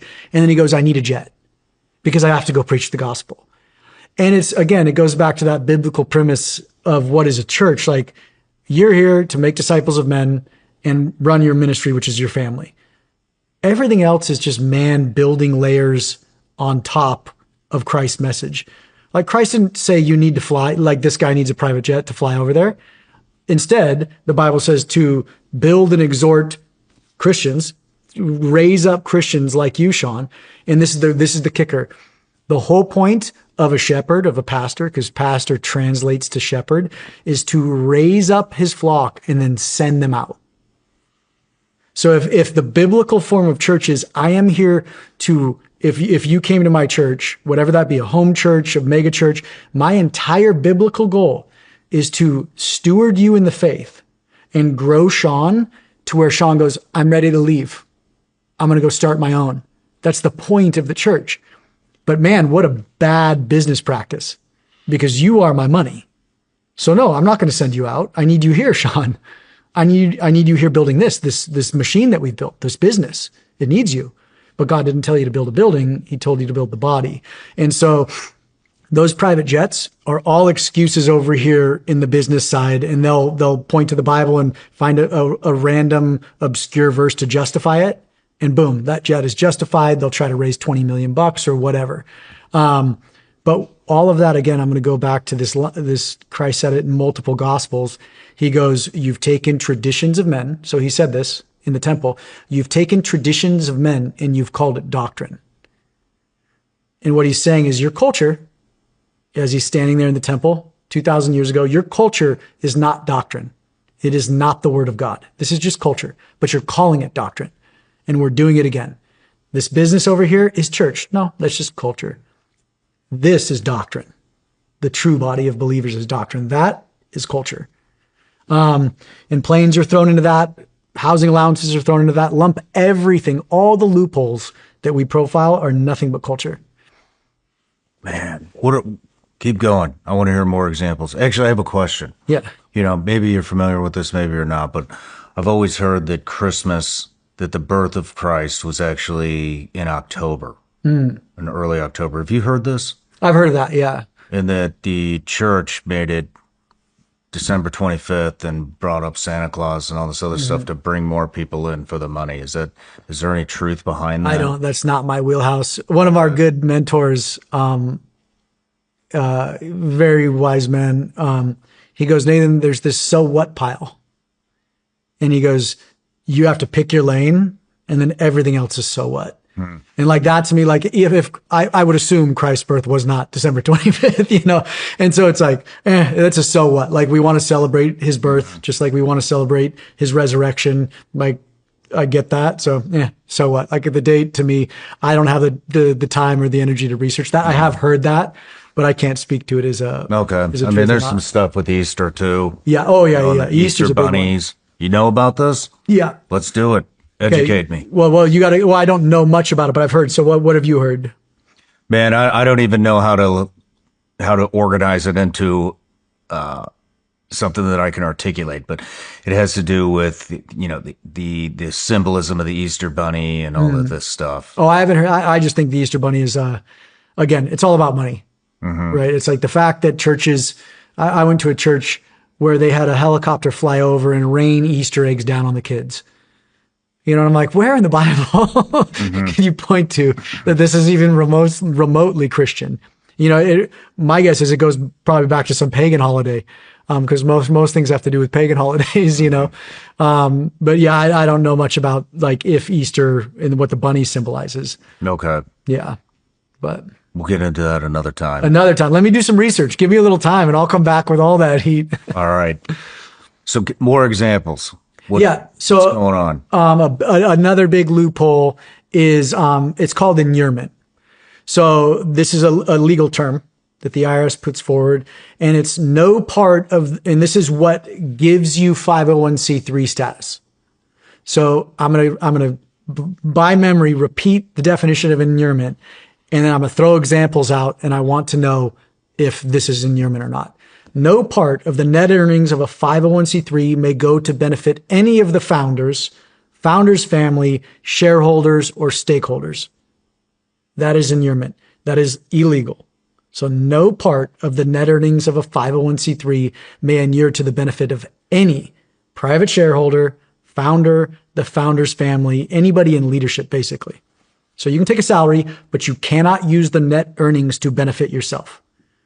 Is a private plane inurement? No? Is it what? Inurement. Inurement, meaning So to inure yourself necessary. means you're using the net earnings of that 501c3 to benefit yourself, not the mission of the charity. So is a private plane inurement? I think there are examples where it could be. Okay. I'm sure that the majority of it is not. Okay. Is a yacht? No. Okay. It's not inurement? No, it's that would be for personal purposes. Okay, so it is inurement. So inuring is if you inure yourself with the money I give you, that means you are You're inuring using it for personal You're benefit. using it for personal gain. So private yachts would be inurement. How about you and your buddies start a conference and you all meet up and you just kind of go on a ski trip for a week, and then you check the box that, hey, we met for 3 hours to talk about something for the week. Yeah, that would. Inurement, right? And the reason why I'm going down this waterfall is, how about, hey, Sean, you're a good looking dude who's on camera a lot. Thank you. You're welcome. You need a clothing allowance. I'm going to pay you, or you're going to take a $50,000 year clothing allowance. Is that inuring yourself? Yes. Okay. So these are the slippery slopes that, in Phil Hackney at the IRS, he says it too. He goes, it's really hard for us to be able to define what inurement is. Because technically I would say you have a more sane approach to inurement than most pastors. But hey, I'm a pastor, very successful. I think I need a private jet. And on paper, I'm going to prove why. I'm going to fly to the church this is my favorite one. I'm going to fly to the church I just built in the Caymans. It cost me 30 grand. The fuel in my jet's going to cost me 50 to get there. So I outspent the whole build on this church in this third world country just with fuel alone. But I need that plane to get there. You know what? A lot of people, Sean, are looking at me on stage. I need to look good. So that 50 grand is valid. Hey, you know what? That yacht, that's where I witness to other pastors. I take them fishing. We go deep sea fishing. Man, Sean, you're going to really meet God out on that water. I promise you. And you're going to land a marlin at the same time. And that's how they justify it. Mm-hmm. And so our argument is most of the way these big pastors in particular are using money is inurement. They're building their brand on top of the generosity of donors. And those donors are giving to expand the mission of that church or that nonprofit. But I am building my brand off the back of it, if that makes sense. So it's like a good book sales. This is my favorite one. And most of these pastors use ghostwriters, and I've talked to lots of the ghostwriters. Most of the pastors use ghostwriters, so they don't even write the book really. They'll read it and scan through it and make a couple notes, but they slap their name on it, they put a title on it, and man, Sean, it'd be awesome if I was on that New York Times bestsellers list. Well, good news. I have a megachurch, and so we're going to buy 20,000 copies of the book right when it comes out. So I use donor dollars, I use tithe money to buy my books, and it immediately puts me on the New York Times bestsellers list. It's going to sit in the basement of the church for a while, but don't worry, we'll give it away as free gifts to new people that come. So I have officially inured myself because now the church is buying my books. I'm on the bestsellers list. I get to launch my brand, and no one's the wiser. And all these little scams are happening in the background. And so Kenneth Copeland is a prime example of inurement.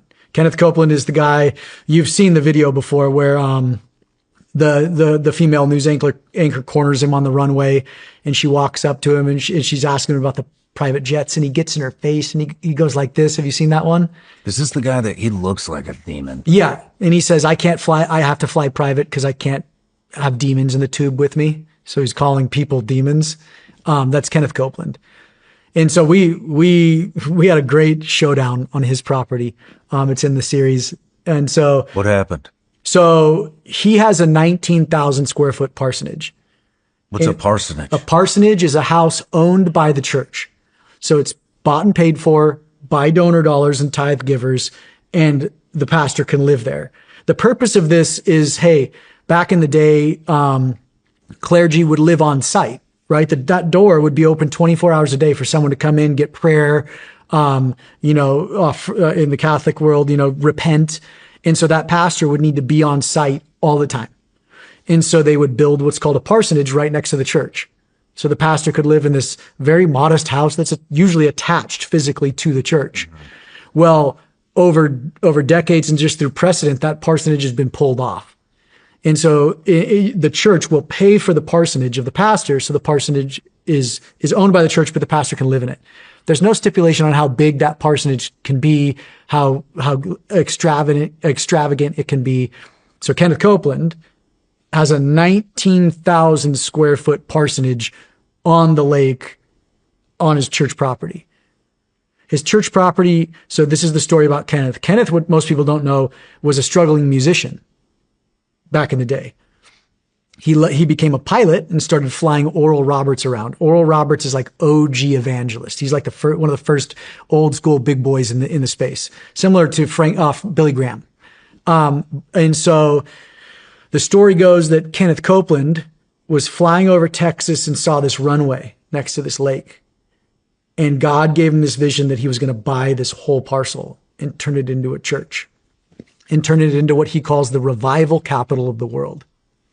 So flash forward, he creates this marketing pitch, starts his church. And back in the day, in the 60s and 70s, mailers were super popular. And so, you'd get a mailing list, you'd mail 50,000 envelopes out and say, hey, Sean, give me $10. This is Nathan, this is Pastor Nathan. I need $10 to help you spread this message. We have his mailer from the 70s. And he promised to build 6 things. He said, and in this pitch, God gave me the vision to buy this runway. I'm going to build a radio station, a TV network, ministry facilities, Kingdom Park, which was an extravagant park for his churchgoers and his tithe payers, an elderly community. So once you retire, you'll be able to retire on the church property. And in your rooms, they would pipe in Kenneth Copeland's TV network so you could watch Kenneth Copeland preach the gospel 24/7 a day. And then elderly home, and then a hotel for guests to come and enjoy the lake. So he sent that pitch out, raised tens of millions of dollars. He ever only built 3. I had to make sure it was 3. 3 of the things he promised to build. 1 was the radio station. 2 was the TV network. 3 was the ministry facilities. He never built the 3 things that people would donate money for. I would want to use the park. I would want to use the hotel. Maybe one day I'd want to retire in that facility. He never built any of them. In the for-profit world, that would be called fraud. He would be in jail. Mm-hmm. In the religious world, we call it faith, Nathan. You got to have faith. Wow. So in the interim, he buys 1,600 acres on this lake in Texas. He builds the ministry facilities. He builds the radio and TV networks. And then a gentleman, a builder, a developer was like, hey, this bottom part of your 1,600 acres is prime for development. So he peels off 400 of the 1,600 acres and sells it to a developer. So there is a housing development there today. It's not for the elderly though. And he made money off that deal. It just went back to his church. In the meantime, I can't remember the gentleman's name. He drills oil, started going to the church. And he's like, hey, you own the mineral rights of this land. Let's start pumping oil. So they've been pumping oil for decades and no one knows how many tens of millions of dollars have been made off the oil because it's all disguised. All of it. All of it. It's all called a church. And so flash forward, now he's an older guy. So the oil business falls under the church. Mm-hmm. The church owns the oil business. Yeah. So he has his two private runways. He's got his ministry facilities. He peeled off 400 acres to a for-profit development. He's got his oil platforms. And at the very bottom of the lake, or the property near the lake, he started building this 19,000 square foot parsonage. And now he lives in it. No one's ever been there before. So no one knows what it looks like. Pastors have, but like nobody like you and I have ever been there. So that 19,000 square foot parsonage, word is from an informant that basically Copeland has Epsteined tons of pastors. So there was an electrician back in the day that wired cameras and audio recording devices into every guest room in that 19,000 square foot parsonage. And so if you have pastors so afraid of their rivals. So they're blackmailing. He's blackmailing. Yeah. Got to get dirt on people. How did you come across this information? Through our PIs. Yeah.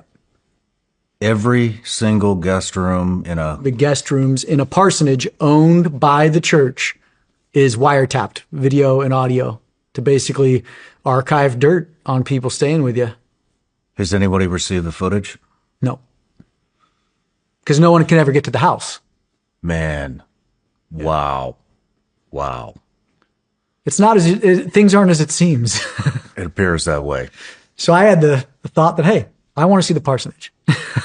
So I start giving money to his church and I'm like, the church owns that house. No one's seen it. So I want to see it. So a YouTuber named Tommy G and I start going to his church. And we're like, okay, I get a schematic, a big printout of his property because it's huge. I track the roads. We, get a visual on it. And there's one open gate from rain runoff that couldn't close. And it went from a parking lot to this dirt road. And so I could see it on the map and I'm like, that's our in. We're just going to steer down this open gate and see where it leads us. And we're going to try to get to the house. So this is in the show. We go to service. Ironically, all these pastors know me. So as soon as I sit down, there's 3 security guards around me, like with their earpieces. And I sit through part of the service. I get up and leave and Tommy walks out and we meet at the cars and we just start driving. So we get on this dirt road. We go over this open fence and boom, we're 50 yards from his runway, but there's a gate closed. And I'm like, shoot, I got nowhere to go, man. We pull up to the gate, it just opens. And I'm like, well, this is God. So we're doing this. So we get onto the runway. So now it's something out of, what's that? It's something out of an action movie. We got 2 cars flying down a runway now. And I'm like, okay, we're going to make a hard right here. And this is all in the show. And there's another gate. And boom, that gate opens too. And so now we're like 3/4 the way to his house. No one's been down here before. No one's ever seen footage of this. And I'm a big bow hunter. And so as I'm driving through this property, it's all high fenced. So it's 10 to 12 foot fences. I start seeing bucks everywhere. Deer. Mm-hmm. And I'm like, this is his own hunting ground. And sure enough, we pull up to his house and there's one final gate and he has this massive deer stand. And I'm like, this pastor has his own high fenced hunting ground on his property, on the church property that no one gets to use, but they pay for. So we pull up to the fence and there's a keypad. So I'm like, we're not getting through this one. And now I'm 200 yards from the house. So we can see it. So we put drones in the air. We're having fun. No one's ever been here. And so there's no security. And so I call the front desk of the church because I'm like, well, we're kind of stuck here now. So I call the front desk and I can't remember the guy's name. Abraham. This nice guy named Abraham answers. And he's like, this is Abraham. How are you doing, Nathan? And I said, whoa, how do you know this is Nathan? And he goes, we have your number. You've been giving to us. And so they're just a refined call center. And I'm like, okay, awesome. He's like, what would you like to do? Would you like to give money or would you like prayer? And I'm like, well, I got a random request. Like, we're sitting at the gate of Kenneth's house. Like, I'd love to meet the pastor. And he's like, you're what? And I'm like, I'm at the gate. Like, we're down here. We made it through 2 gates. We were on the one, and I tell him the whole story. And he goes, please hold. And he just puts me on hold. And there's some hymn music in the background. We sit there for 30 minutes. And I'm like, no one believes that we actually made it here. So let's just head back to the runway. So we drive back to the runway and we just wait. And I'm like, if we just sit on the runway, someone's going to see us. So we just sit on this open runway. And sure enough, within 5 minutes, boom, 2 private security guards cars come driving by, park next to us. They're professionals. Like, after Ed Young's experience, like, I know private security and I know professional security and then just like straight cowboys. And these guys are professionals. So they come up and they're like, what are you doing? And I'm like, hey, we just have a couple questions about the parsonage. We tried to, get there, but we couldn't get there. And we're having a cordial conversation. And out of nowhere, we just hear this F-150, oh, comes screeching up on us. And this dude jumps out and he looks like John Ritter from the movies. So he comes like flying up to where he's almost hits us, a couple feet from us. And he gets out, and he tears his glasses off, and he opens his jacket, and he walks up to us. He's like, you out of here now. And he flashes this badge, and he pulls his shirt open, and he's got his like a pistol, like 9 or something sitting there in his pants. And luckily, Tommy G has been through this enough. And he goes, let me see that badge. And the guy goes, no, get out of here now. And he goes, no, I want to see your badge. And this guy grabs both of us, so assault, and starts shoving us to the cars. And right then the professional security is like, whoa. So they grab John Ritter and then they throw him against his truck and they're like, get out of here. And it turns into this funky altercation. Come to find out, he is Kenneth's private security, like main security guy. And again, I'm respectful. And so cops show up, there's kind of the standoff and we're like, hey, we just have questions about the financials. No one's willing to talk. That parsonage is paid for by the congregants. No one's ever been here. No one's ever seen it. Like, at least someone should be able to look at it. And the cops are like, hey, can you guys please leave? And the private security is like, can you guys just leave? And we're respectful. We're like, okay, but we'd love to talk to someone. So flash forward a couple days, we find out that cowboy security is Kenneth's private security, and they fire him. That guy has traveled around the U.S. to churches. He gets hired and fired over and over again. It's just his MO. But so another major loophole is these parsonages. You could do whatever you want. David Taylor, who was just arrested by the FBI yesterday, 26 or 28,000, square foot home in Tampa, Florida. That's just one. He has about 28 million in real estate. And so just with the loopholes, you can do whatever you want. And again, you're asking for money, whether that be through tithing or generosity, from vulnerable people who are there, to be preyed on and loved on. And these guys just build empires in the name of Jesus. Man. Do you think they're preaching anything that is, what do you think about their teachings? And This is garbage. Like when I was there, it was after Trump got shot in the ear. And he had a photo of Trump up behind him on the big screen. And he literally said, God gave Trump as our savior, and then he believes that so this is a great story. So in 2007, or it might have been 2008, the Congress was looking at some really bad players. So our boys in Texas, the Trinity Foundation, had made a big enough stink. And so Congress was starting to look at prosperity gospel preachers and the worst players, and it led by Senator Grassley. And Benny Hinn, if you know who Benny Hinn is, megachurch pastor, he's the guy that whips you with his coat, and you fall backwards. Benny Hinn spent $5 million fighting this inquiry at the time.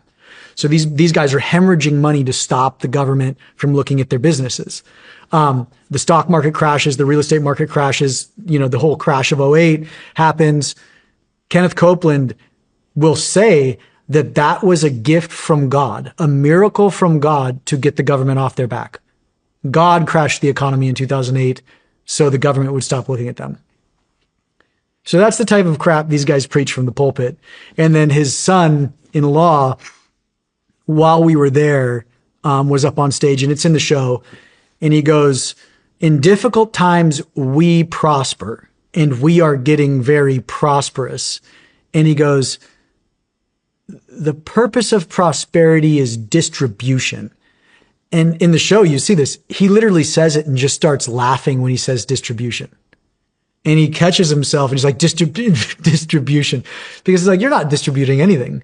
You say you are. And they'll say on their website, they say, hey, we give 10% away. We ask for 10%, we give 10% away. But no one knows because there's no 990 filed. So it's whatever that leadership of that organization wants to say, you have to take it as faith. Wow. And so Kenneth Copeland committed fraud. He wanted to build those 6 things. He promised investors he would build those 6 things. He only ever built 3. And it was the 3 he could benefit from. That is straight up fraud in the for-profit world. And yet he's on TV to this day preaching, whatever gospel he's preaching. Human beings are really good at justifying why they're doing things. And it's see so many people, they trick their own mind into justifying why they're doing what they're doing. Do you think these people actually believe that they're doing good? Or 100%. You do? I do. I think the majority of them, but I think they have to, right? Dan Bramer in the show says no one believes something they think is stupid. Well, see, I mean, I don't know. I kind of disagree with you on this because if they really truly believed that they were doing good, then what would be all the, what I mean, just out there on the break, you told me not one of these people have debated you, have given you any evidence of good that they're doing. They haven't even spoken to you, correct? Except the one guy who didn't speak to me, but yeah. Yeah, he spoke to you for like 5 minutes and said they'll do it later. Yeah, I'll point to the books, the Bible. I'll point to those scriptures. The blind lead the blind. And I always use the analogy. We'll talk about tithing. I'd love to talk about tithing in a little bit. But someone who has tithed their whole life, so given 10% to their institution, and I think about the LDS Church a lot because they really do take advantage of the system, is people don't want to see their lifelong actions as silly almost, if that makes sense. Like I put my hard-earned money into this machine and like flip the whole world upside down. We were talking about that at the beginning.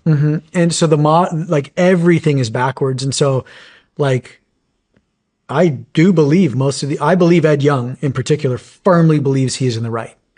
I believe his lawyer, Dennis Brewer Jr., firmly believes he's right. And the ironic part about the lawyer, Dennis Brewer Jr., who is the CFO and the legal the general counsel for Fellowship Church, his dad was also a lawyer for Kenneth Copeland. And so you have pastors passing down their knowledge to their kids that take over their business. And then at the other side of the spectrum, you have lawyers who protect these guys and pastors passing down knowledge on how to beat the system as well to their kids who become lawyers. So it's I don't even know the analogy but it's just corruption passing, corrupt passing down corruption. It's generational. Yeah. I mean, if you think that they actually believe that they're doing good, then why wouldn't they talk to you? Because why wouldn't they give you the information that you need to clear their congregation, their name? Because their church? Now is the time. I firmly believe God is working, and now is the time for reform. And this is where it was 16 years of research and speaking and listening to the most brilliant minds in the world. God is, I believe, using me to bring the most brilliant minds in the world together to present the argument. It's not me on the religion business presenting this argument. I'm presenting it to you now because I'm regurgitating what I've heard with these genius minds, but these minds have never been brought together. And so to debate tithing would mean they're going to lose. They've been presenting and misunderstanding the scriptures on that for 200 years. About 200 years now, pastors have been preaching tithing. They didn't preach tithing before.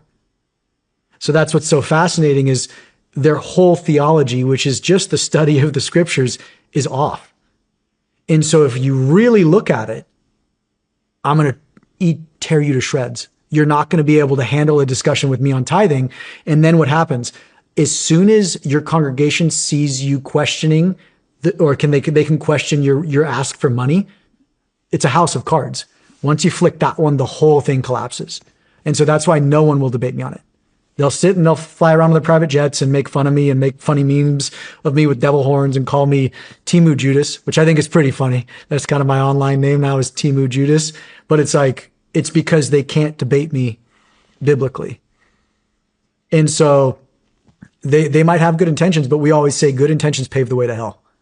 And these guys, I'm going to give them the benefit of the doubt. I have great intentions, and they are rapidly paving the church to hell. Just out there every Sunday. And I would call it a false gospel. Who says good intentions are the gateway to hell? We say it in the show. It's a very popular term, but we use it. We've used it in the show. It's in our trailer. That's been one of our mantras. Humans will human, slow is fast, and good intentions pave the way to hell is our mantras. Could you give any examples of good intentions as the gateway to hell? Yeah. Man, I want to say, I'm going to use a church. Man, I want to save souls. I want to present Christ. Christ has saved me. He is the way, the truth, and the life. No one gets to the Father, Yahweh, except through him. And I want to tell people about that. I had a radical transformation. So I'm going to go to seminary. That's a good intention to go to seminary. Most seminaries today teach you how to build the business. So that's the first good intention of mine that's paving my way. That's laying out this road. And remember that MS-13 member, you got 10 bad decisions till you murder someone. And that's me being grumpy on the freeway. Someone, cuts me off. I flash my brights. That's issue 2. I tell him to pull over because I want to yell at him. That's issue 3. He's armed and I'm armed. We both get out of the car, right? All these poor decisions can lead a decent, upstanding person to kill someone. Mm-hmm. And then boom, he pulls a gun, I pull a gun, someone dies. And so you look at these good intentions. So I go to seminary. Now I know how to start a church. My seminary is actually aligned with a local bank, so they're going to give me a loan. I'm going to take that debt on because I think I want to preach the gospel. So there's another good intention move. But now I have debt I got to pay down, and I don't even have a congregation yet. And so can you see the angle to where hell is me being frustrated with my work, me cheating on my wife? Like you look at the field of church leadership, and it's just wrought with adultery, theft, fraud, abuse. And it's because all these good intentions in this system have led me to hell. And so unless I use Christ as my beacon and I'm walking towards him and I'm studying those scriptures and in prayer, I'm going to end up in hell. The Bible, I will end up in hell, whether it be I become a pastor or work in filmmaking. Well, without good intentions, what do we have? Oh, this is a big one. You have Christ. It's not you, Sean. Good intentions? As a Christian, it's not you. It's not me. Pastors always say, Nathan, I'm doing my best. And I say, I hate that term. Christ didn't say, do your best. He said, you will fail, but every day you will get up, die to yourself, pick up your cross and follow me. To the point where when I look in the mirror, I don't see Nathan anymore. I see Christ. Because I see the fruits of the Spirit: love, joy, peace, patience, kindness, goodness, gentleness, self-control, faithfulness. Like that is what I want to look in the mirror and see. Mm-hmm. And I will never get up and be like, dang, I did my best. My brother and I, who's a brilliant scholar, brilliant biblical scholar, he and I wrestle with that all the time because he's like, I never want to hear myself say I did my best. I failed, but God's through grace is going to give me another attempt at this. And so good intentions, I don't care about good intentions. It's like I care about emulating Christ, because my daughter, who's 7, who's the show, I'm sitting in this chair because of her. And I don't ever want her to be like, my dad did his best. I want her to be like, my dad was a broken man who every day tried to emulate Christ. And so I'm going to do the same thing. And that's as simple as Christianity is. It's nothing else. So everything over here, the business, the machines, the good intentions, I don't care. God didn't say, or Christ didn't say, Nathan, go out with good intentions. He said, sin no more. He gave very clear directives. And he knew we would fail. And that's what grace and forgiveness is for. But I don't go out saying, man, see, this is the slippery slope.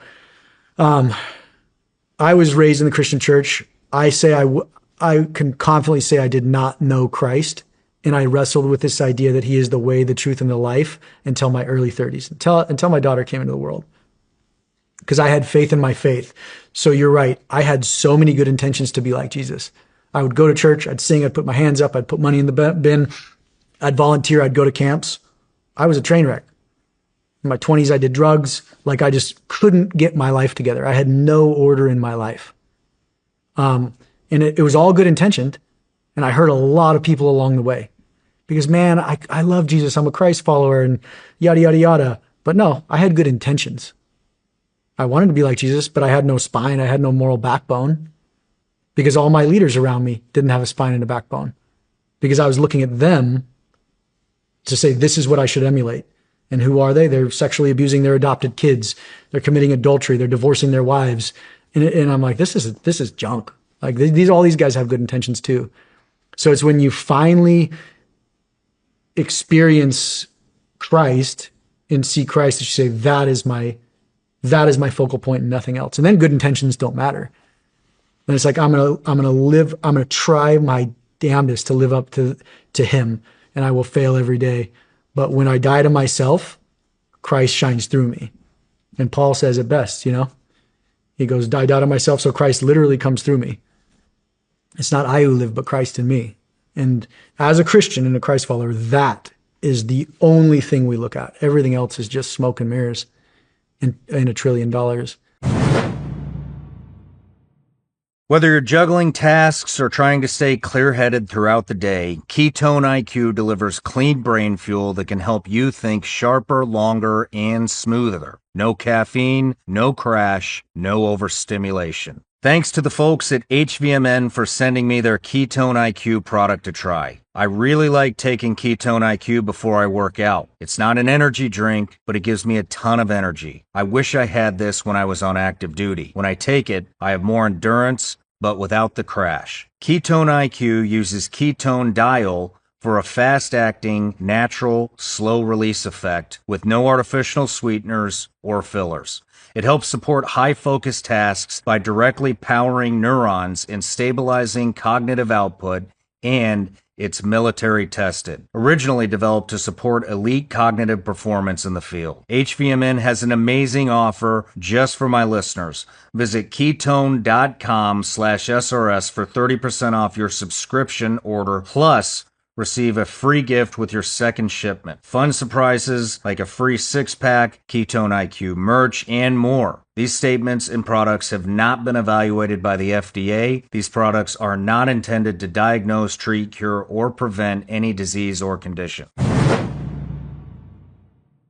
Why are elite athletes and high performers using Armora colostrum? Because Armora colostrum is nature's first whole food with over 400 bioactive nutrients working at the cellular level to help build lean muscle, accelerate recovery, and to fuel performance, all without artificial stimulants or synthetic junk. Armora can help strengthen immunity, help ignite metabolism, and so much more. I've been using Armora ever since they sent me some to try. I have more energy and faster recovery after long days and workouts. Whether you're running a business, training hard, or just want an edge, Armora can help optimize your body for peak output.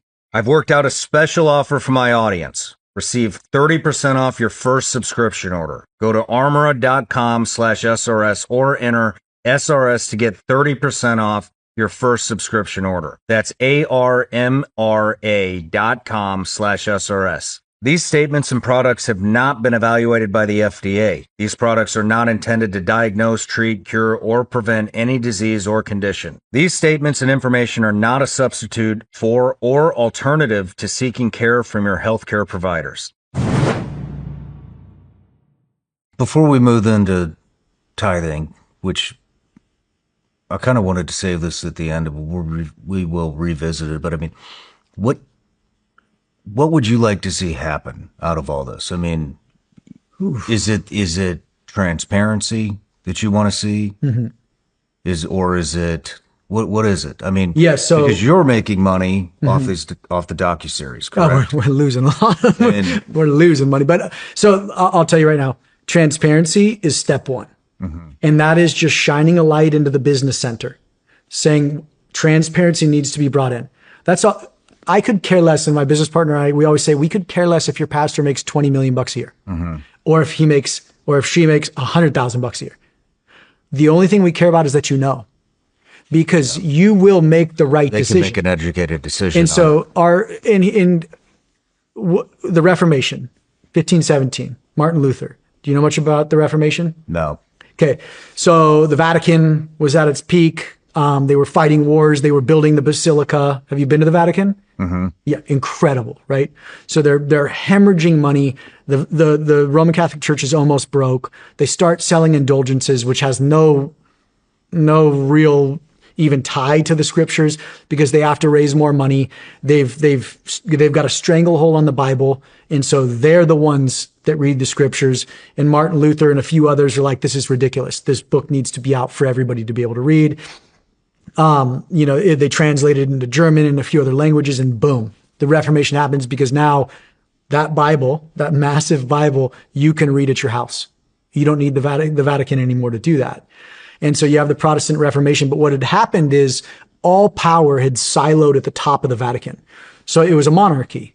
There was a few select people at the very top controlling the literature, controlling what people do, asking for money, and you had to give the money up the value chain to this top leadership.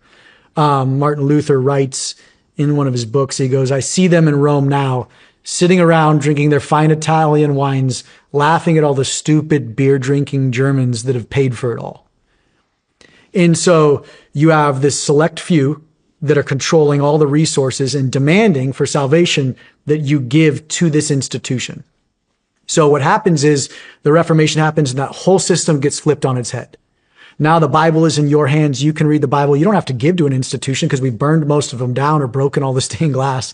No one wants to go anymore. And now this is the birth of marketing in the church too. So what does the Vatican do? Well, we have good art. So they bring in all these amazing artists and painters and they build the Basilica. So boom, marketing the church has officially begun. And so the Protestant Reformation happens. Everybody's faith is their own. Again, because it's you doing the work. It's me having to read. It's me having to be in this body, the small ecclesia, and talk about it. And church went organic again. So that organism starts moving through. It moves to the U.S. Now the organism is moving across the U.S. because America's being founded and discovered. All the pilgrims are pushing over. They've got that Bible. Literally that Bible came across with pilgrims. And they're reading around campfires to each other. And boom. What happens? America gets established, cities get built, churches start building buildings again. So it's no longer just around campfires and people moving. Now we got buildings, we got overhead. Flash forward to today, we've just built mini Vaticans all over again. There's not one Vatican though, there's 400,000 now. Does that make sense? 400,000? So there's 400,000 churches in the US. And so where I'm going with this is the Protestant Reformation tore down a monarchy. But look at every church in the U.S. today. It's all monarchies. All the powers at the top. There's a select few that control the money. And they say, everybody give out of faith and we'll do, because we are anointed, what God says we should do with your money. So this is just the Protestant Reformation 2.0. And it's now, because enough people are frustrated and sick of it that the religion business is the first, I think, of many stories to come out where it's gonna reform the church. And reformations are not fun. And so now so to your point in the beginning, with your gentleman's question on Patreon was, are you here just to point out a problem or bring a solution? We are here to point out the problem, but then bring a solution. So hopefully the Reformation can be sped up a little bit, if that makes sense. Yeah. Let's get into tithing. We'll get into how we fix this at the end. Mm-hmm. Tithing. So churches need money. The businesses need money to run. To your point, there's salaries, insurances, operational cost, overhead, you name it. So there's two ways to get that money.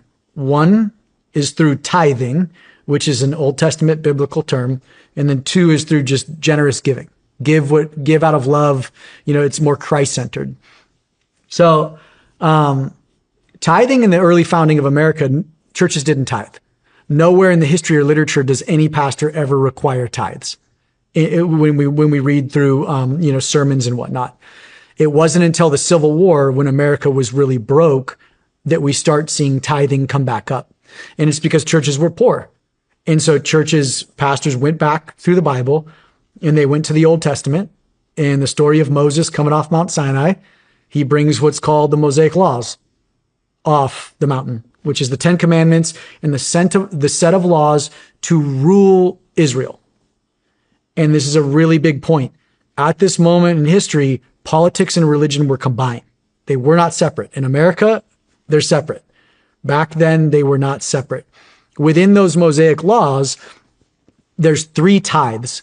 And a tithe literally translates to a tenth. So when you hear someone say a tithe, it means 1/10. That is, it just means a tenth. So there was 3 tithes. There was the festival tithe, the Levitical tithe, and then the charity tithe. The charity tithe was taken every 3rd year.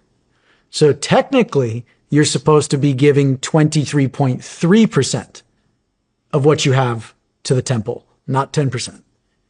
If you point to the Mosaic covenants, if you're a pastor that says, I preach tithing, which is the Kenneth Copelands of the world, the Russell Johnsons of the world, most prosperity pastors point to tithing. So from the very baseline, their argument is flawed because they just picked one of the 3. And the one they picked is the Levitical tithe because they've positioned themselves as the Levites who took care of the temple. And so here's the kicker. You have the Jewish temple where you brought your tithes, you'd slit your animals' throats. The Levites never took a salary. They owned nothing. And are you a hunter? Okay, we're going to get into some nerdy stuff about hunting and slaughtering animals real quick. So the Levites' sole purpose was to upkeep the temple and bring your tithes and offerings to God and offer them to God. You could not do it. And so a couple rules. Levites could not own any land and they took no money. So these current pastors are positioning themselves as the Levitical priest. So right there, they're flawed. If you want to mirror the Old Testament, you can't take a salary, you can't own land. And then, yeah, you could, I guess, ask for a tithe, but you have to ask for all 3. So the tithe, this tithe in particular, is I would offer my goat, my lamb, my sheep, my cow, whatever I'm bringing to the altar. The Levites would slit its throat, process it, and then God asked for one thing, the fat of the animal, as the story goes. So God says, burn the fat to me as I like it. It's a sweet smelling aroma. And then they'd put the rest of the animal in a pot and basically boil it down. The Levite, this is where the Levite would benefit from the tithe. They would take one back quarter of the animal. I can't remember if it's the left or right because they have to feed their family. So they would take a quarter of your tithe and then guess who got the rest of the tithe back? You did. And you fed your family with it. But the whole point was to bring this animal, bleed it out, burn the fat to God. You as the Levite would get one of the quarters and I would take the rest back and eat it. So that is the point of the tithe. It's saying I'm bringing this as an offering to you. But here's the kicker.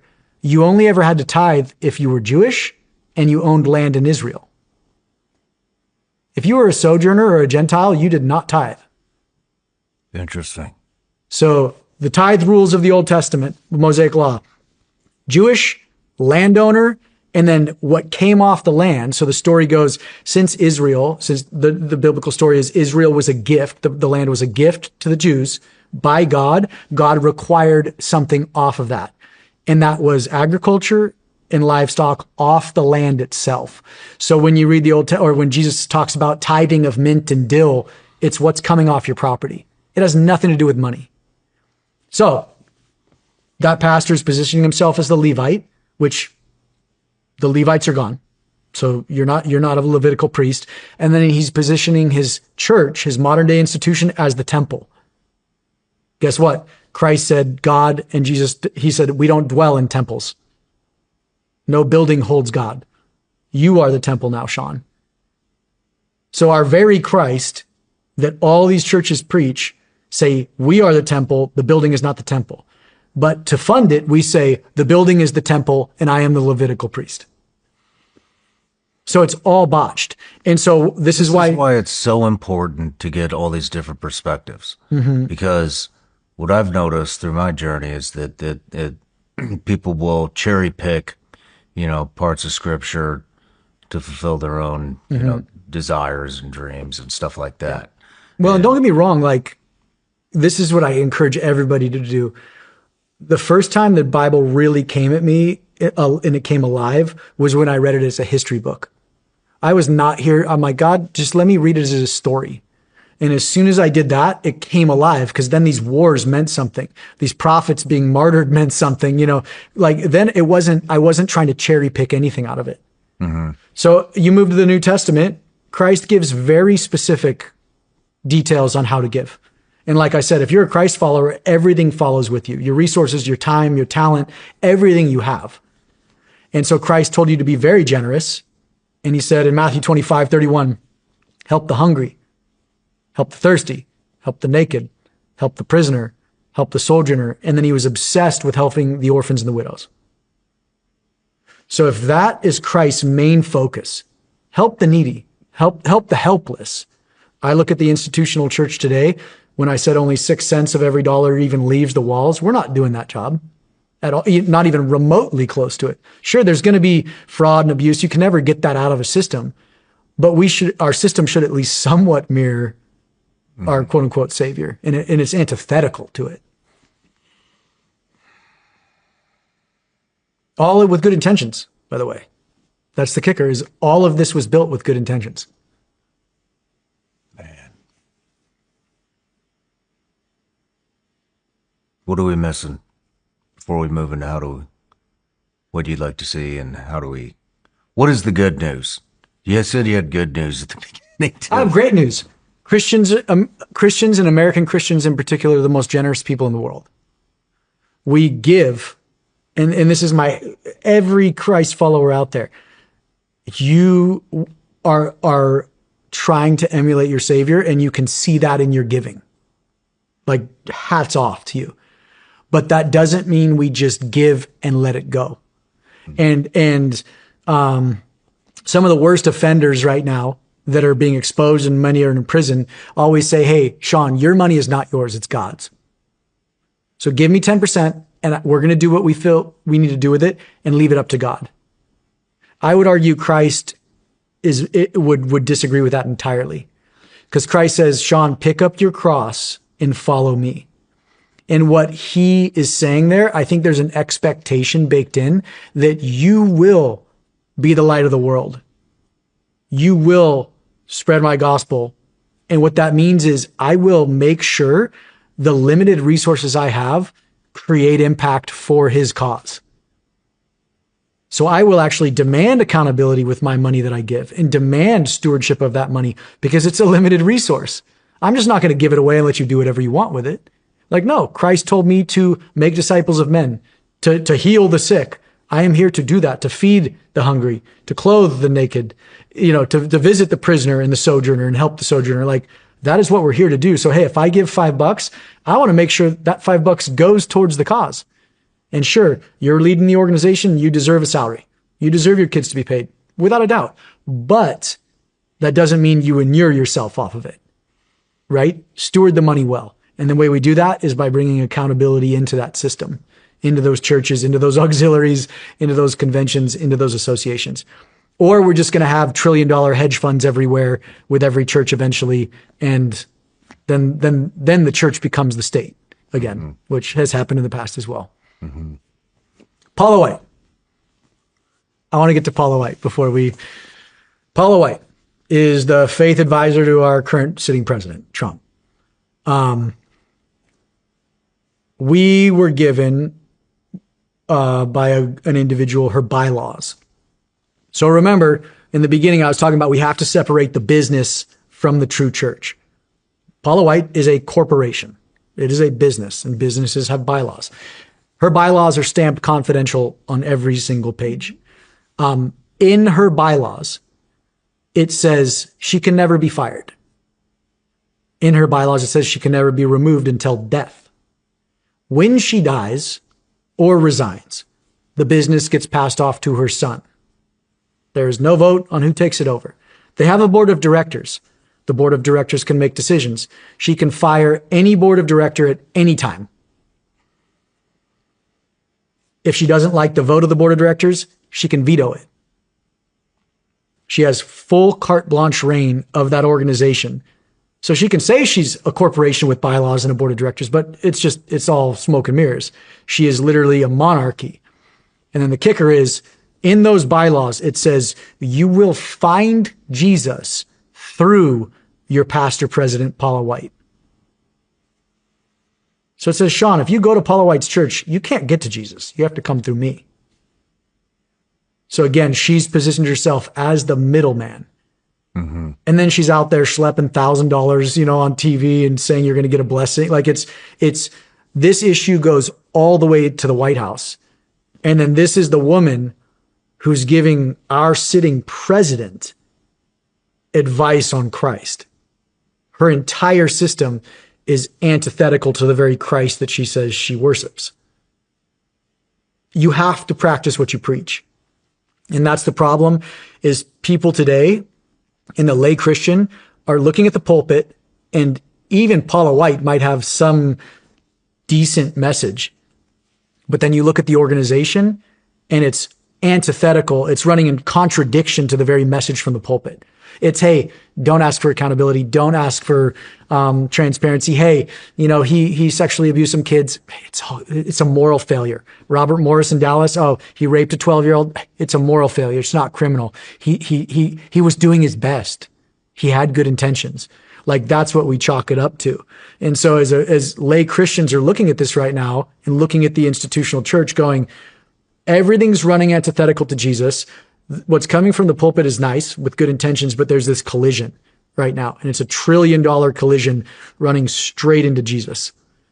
And that's where we're at. And so the religion business is right at that epicenter. Man. Yeah. It'd be great if we get some transparency. That's all we're asking for with the religion business. We don't, I think that's all you'd need, yeah. To correct. Maybe correct is the wrong word, but people need the transparency to make the decisions on who they're going to follow, where they're going to go. Yeah, and people are smart. This is the thing. So remember, there's 400,000 mini Vaticans that are all just monarchies. All the power's at the top. You just need to flip it. Power. It's democracy. Power needs to go back to the people. People need to say, hey, I need to know where my money's going. And then once they are educated, will make the right decisions. And so we have a list of questions on our website that once you watch the show, you can download and set up a meeting with your pastors. They're very juvenile questions, but most people just don't know how to articulate it because no one knows and has ever looked inside the machine. So it's a dozen questions or so. And hey, just take it in and be like, hey, pastor, I'd like to know this and this. Know the questions? It's really simple. We've talked about it. It's like, what's the top 2 to 5 people's salary? Like, congregants should know that. Does our pastor take a housing allowance? And if so, how much? Do you take a car allowance? Do you take a housing allowance? Who's the board of directors? Because churches don't have an obligation to say who their board of directors are. And so most of the time, it's just family and friends and big donors. And so you're literally it's so sad, but a lot of these organizations are leveraging the very vulnerable populations that we were told to protect and nurture.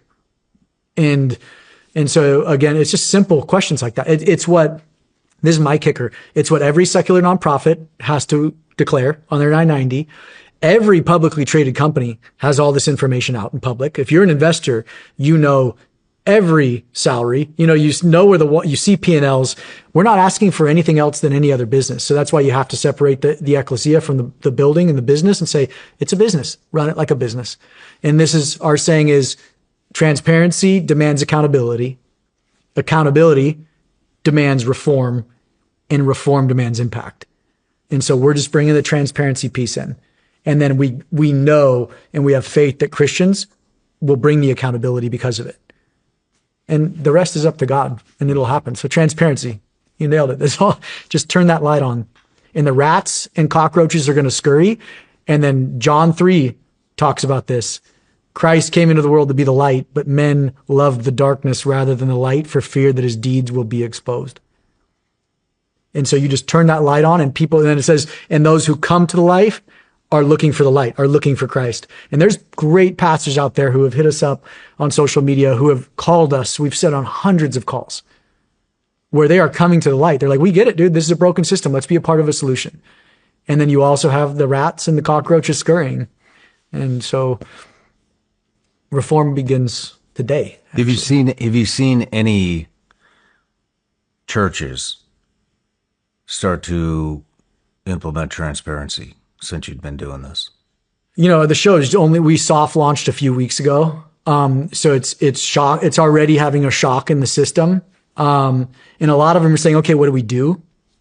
That's, what do we do?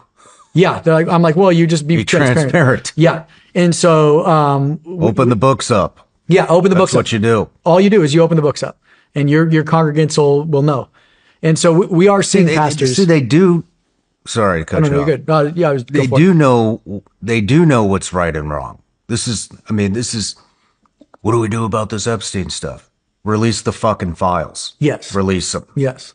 Just like you said you were going to. Yeah. Be transparent. Yeah. That's what everybody wants. We just want to know where the money's going. Yeah. That's it. Yeah. And then everybody can make their own decision on if they want to stay here or not. We're not. 100%. It's not rocket science, right? Yeah. But they won't do it because they know it's wrong. They will, though, if the money moves. And so that's our goal. A brilliant man who helped the LDS Church grow to 300 billion. One of their main investors, he blew the whistle in 2019 on it. And that's how that whole system even got exposed, because churches don't have to be transparent, but he blew the whistle with 60 Minutes. He goes, Nathan, I don't know if you realize what you guys are doing, but he goes, the smartest minds in the world see everything as rivers. So rivers of capital, rivers of humans, rivers of resource, rivers of, rare earth minerals. And he goes, you're tackling $1 trillion river. And he's like, you're at the river right now. And he goes, smart people don't dam the river off, which means we're not just going to point out a problem. He goes, smart people divert rivers. And he goes, so where do you want to divert the river? And all I said was to accountable organizations, because there's good people, good pastors, good nonprofits, great nonprofits out there doing amazing work. I want to divert that trillion to them. And he goes, cool, go do it.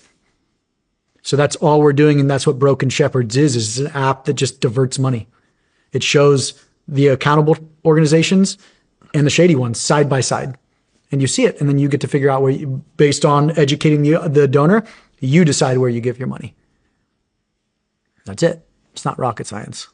What kind of blowback are you getting? We've had a lot of hate, I can imagine. Yeah. You just flipped. How many people go to church? Talk about 100-something million go to church in the U.S. 100-something million people. You just flipped their entire world upside down. Yeah. The majority of, I think there's 2.3 billion Their Christians. entire life. Yeah. Just got flipped upside down because of that. Mm-hmm. But we're not, that's the thing. The Bible hasn't changed. Mm-hmm. The Bible always has this concept of a refiner's fire. Refining is not easy. It's painful, but it burns off impurities.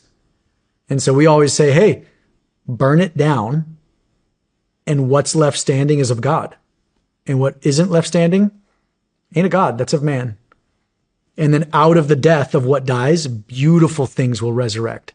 That's why Christ is such his life, his death, his resurrection, everything is so fascinating when you start mapping it out over life. A great example is Gateway. Gateway is a church outside Dallas, massive megachurch. And the lead pastor was Robert Morris. Come to find out he raped a 12-year-old. And so they let him go. And instead of saying, hey, this whole system is rotted, this man built this organization, everything about it is tied to him.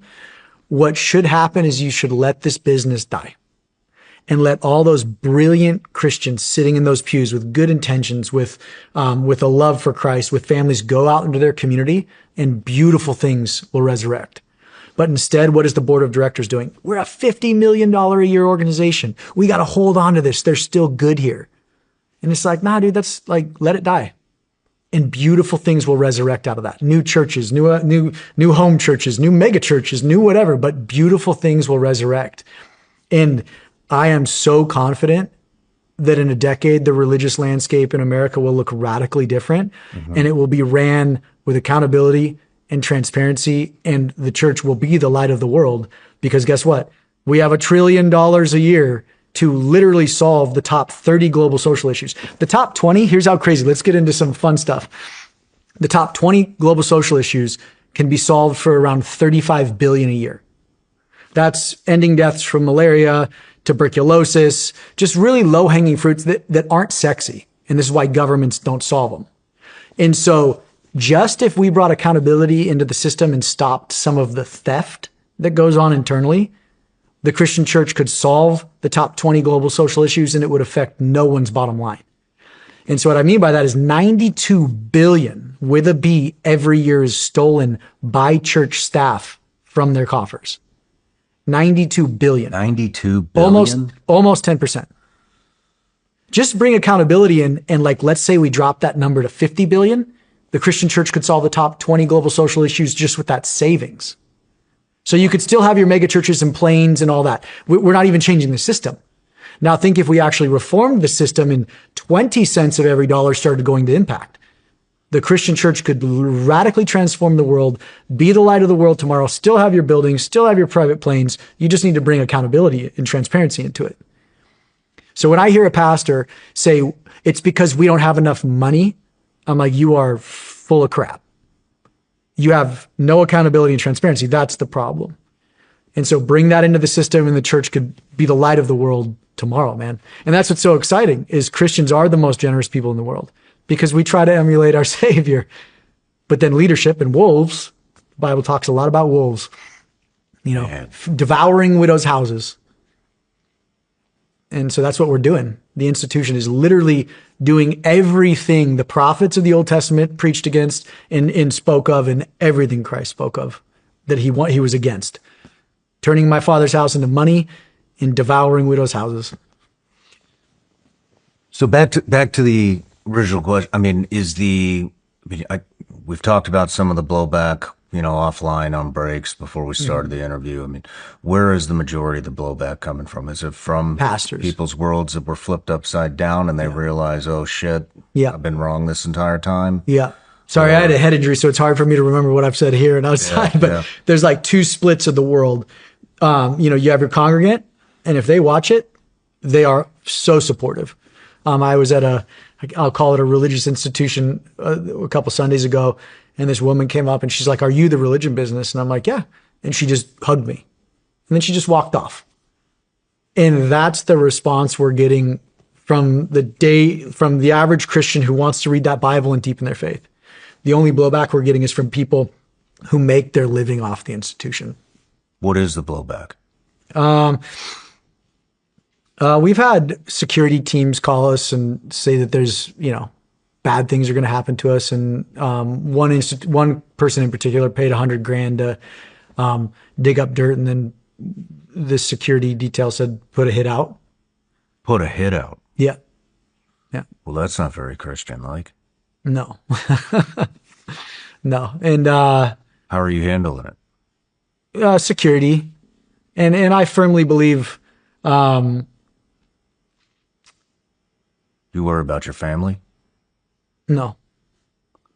I firmly believe God's got me, and we take precautions. We're not out there just doing whatever we want, but I think I'm on the right side with my Creator on this one. And the world needs, and one thing we present in episode 7 is we have abdicated our role as Christian leaders.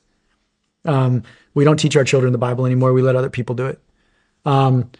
And male pastors in particular, have chased fame and the stage and the celebrity and the spotlight. And it's women that have stepped up. And I've seen this around the world, and you see this in the show. Quiet, humble women have stepped up to be the hands and feet of God and Jesus. And it's time for men to step back up. And I look at the founding of America, and those founding fathers, we talk about politics and religion kind of mirroring courses. Those founding fathers died for the cause. They put their life on the line. Those individuals in DC are literally supposed to be public servants. Mm-hmm. That is what church leadership needs to become again. We need to be servants because Christ said, you are a servant. He goes, I came to serve you. I washed your feet. Do this to others. And instead we like to stand on stages and collect money and build buildings and create institutions, which again aren't inherently bad, but it's to ourselves. We're building that to ourselves. Yeah. And so I firmly believe that with this Reformation, this next generation of young leaders is going to come in with a servant's heart, and the church will radically reform. And generosity will not drop, because everybody's like, are you afraid that people are going to stop giving? And I'm like, no, man, if I was like, I'm single mothers. Here's a great example. Christian churches love to promote pro-life. We're marching to DC. We're going to stand on those steps. We're going to sing songs because we are pro-life. And I've sat down with pastors and I've asked this, okay, what do you guys do for your single mothers in your town? What do you mean, Nathan? Well, you're so pro-life. What do you do? Well, we go to DC. Well, I don't care about DC. What do you do for the local single mothers in your town? And one in particular, they had spent $2 million on a new child care facility at their church. And they were so proud to show it to me.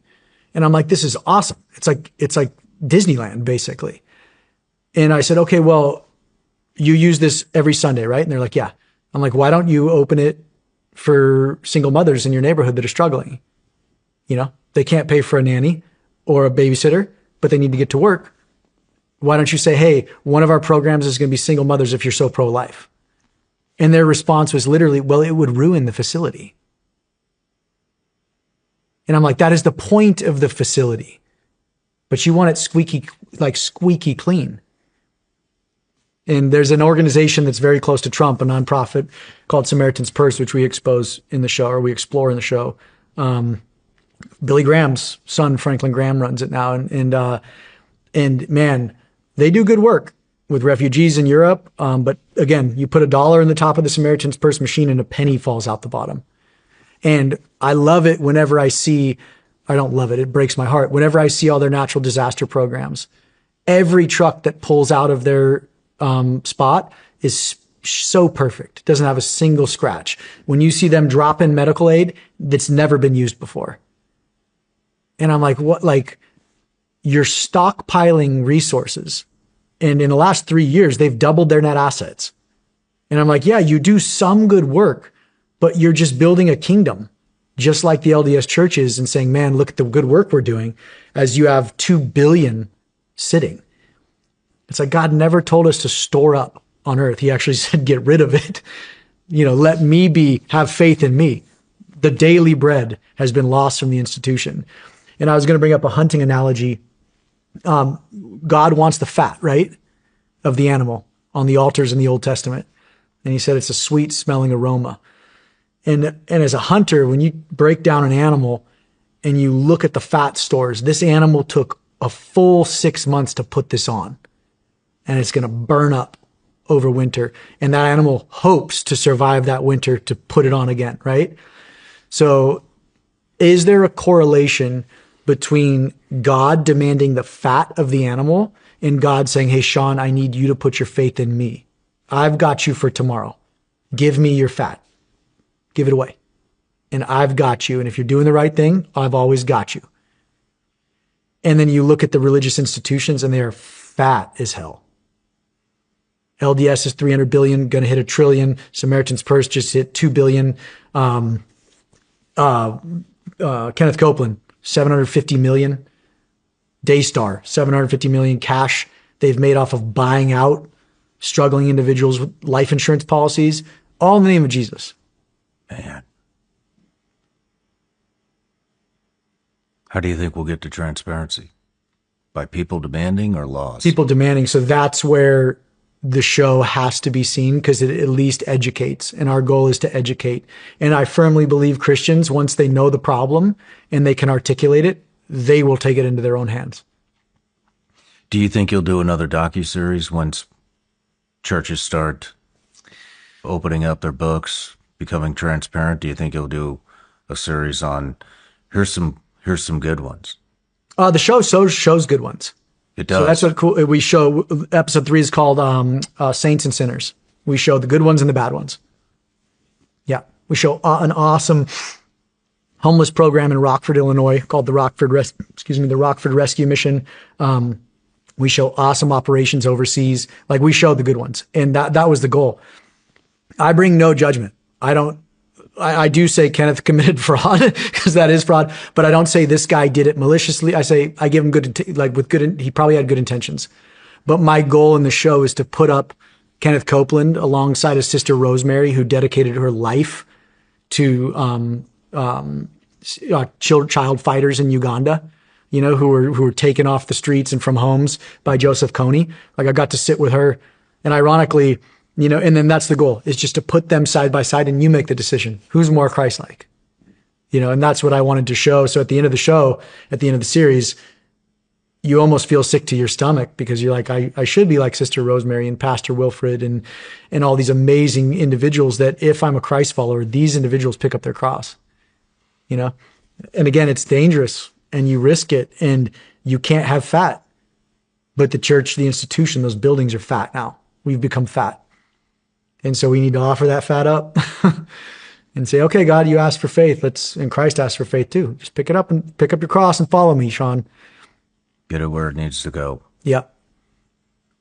Man, what are we missing? Christ. The church is missing Christ as the head of the church. There's only, and there's a big one. I can't believe I'd never realized this until a call last week. This guy named Chris, he's like, Nathan, there's only one church, right? And I'd been working on this for 16 years. And I'm like, wait, what? He's like, there's only one church, Christ Church.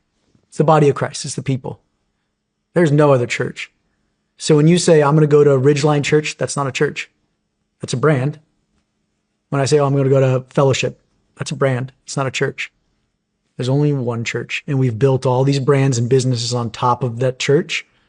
And that's why we have 44,000 denominations today. 44,000 denominations of Christianity. Because we all have to be different. My church has to be different than you, Sean, because if we're the same, Yeah. what does that mean? You got nothing to argue about, bro. We're gonna emulate our Savior. So there's one church. That's what I would encourage everybody to do. There's one church. It's the body of Christ. You are an active, breathing part of that organism. Read the Bible cover to cover, live in it, breathe it, and pray. Like, meditate by yourself. I think that's a great message. I mean, that is, of all the stuff I've learned through the Bible study at my house, that is probably the one thing that stuck out the most, was when Todd said, the church isn't a brick and mortar building. It is the living body of believers. And that's all that matters. Mm-hmm. But, And if you can educate your children on that, and I can educate mine, in one generation, the world will look radically different. And so my only ministry is my child. Because if I can teach her what took me 41 years to learn, this place is in good hands, man. well, Nathan, I love what you're doing. It's dangerous. It Kicking is. a lot of rocks over here, but I wish you the best of luck. I thank you for coming, and I'd love to see what's coming next. Yeah. Thank you, brother. Cheers.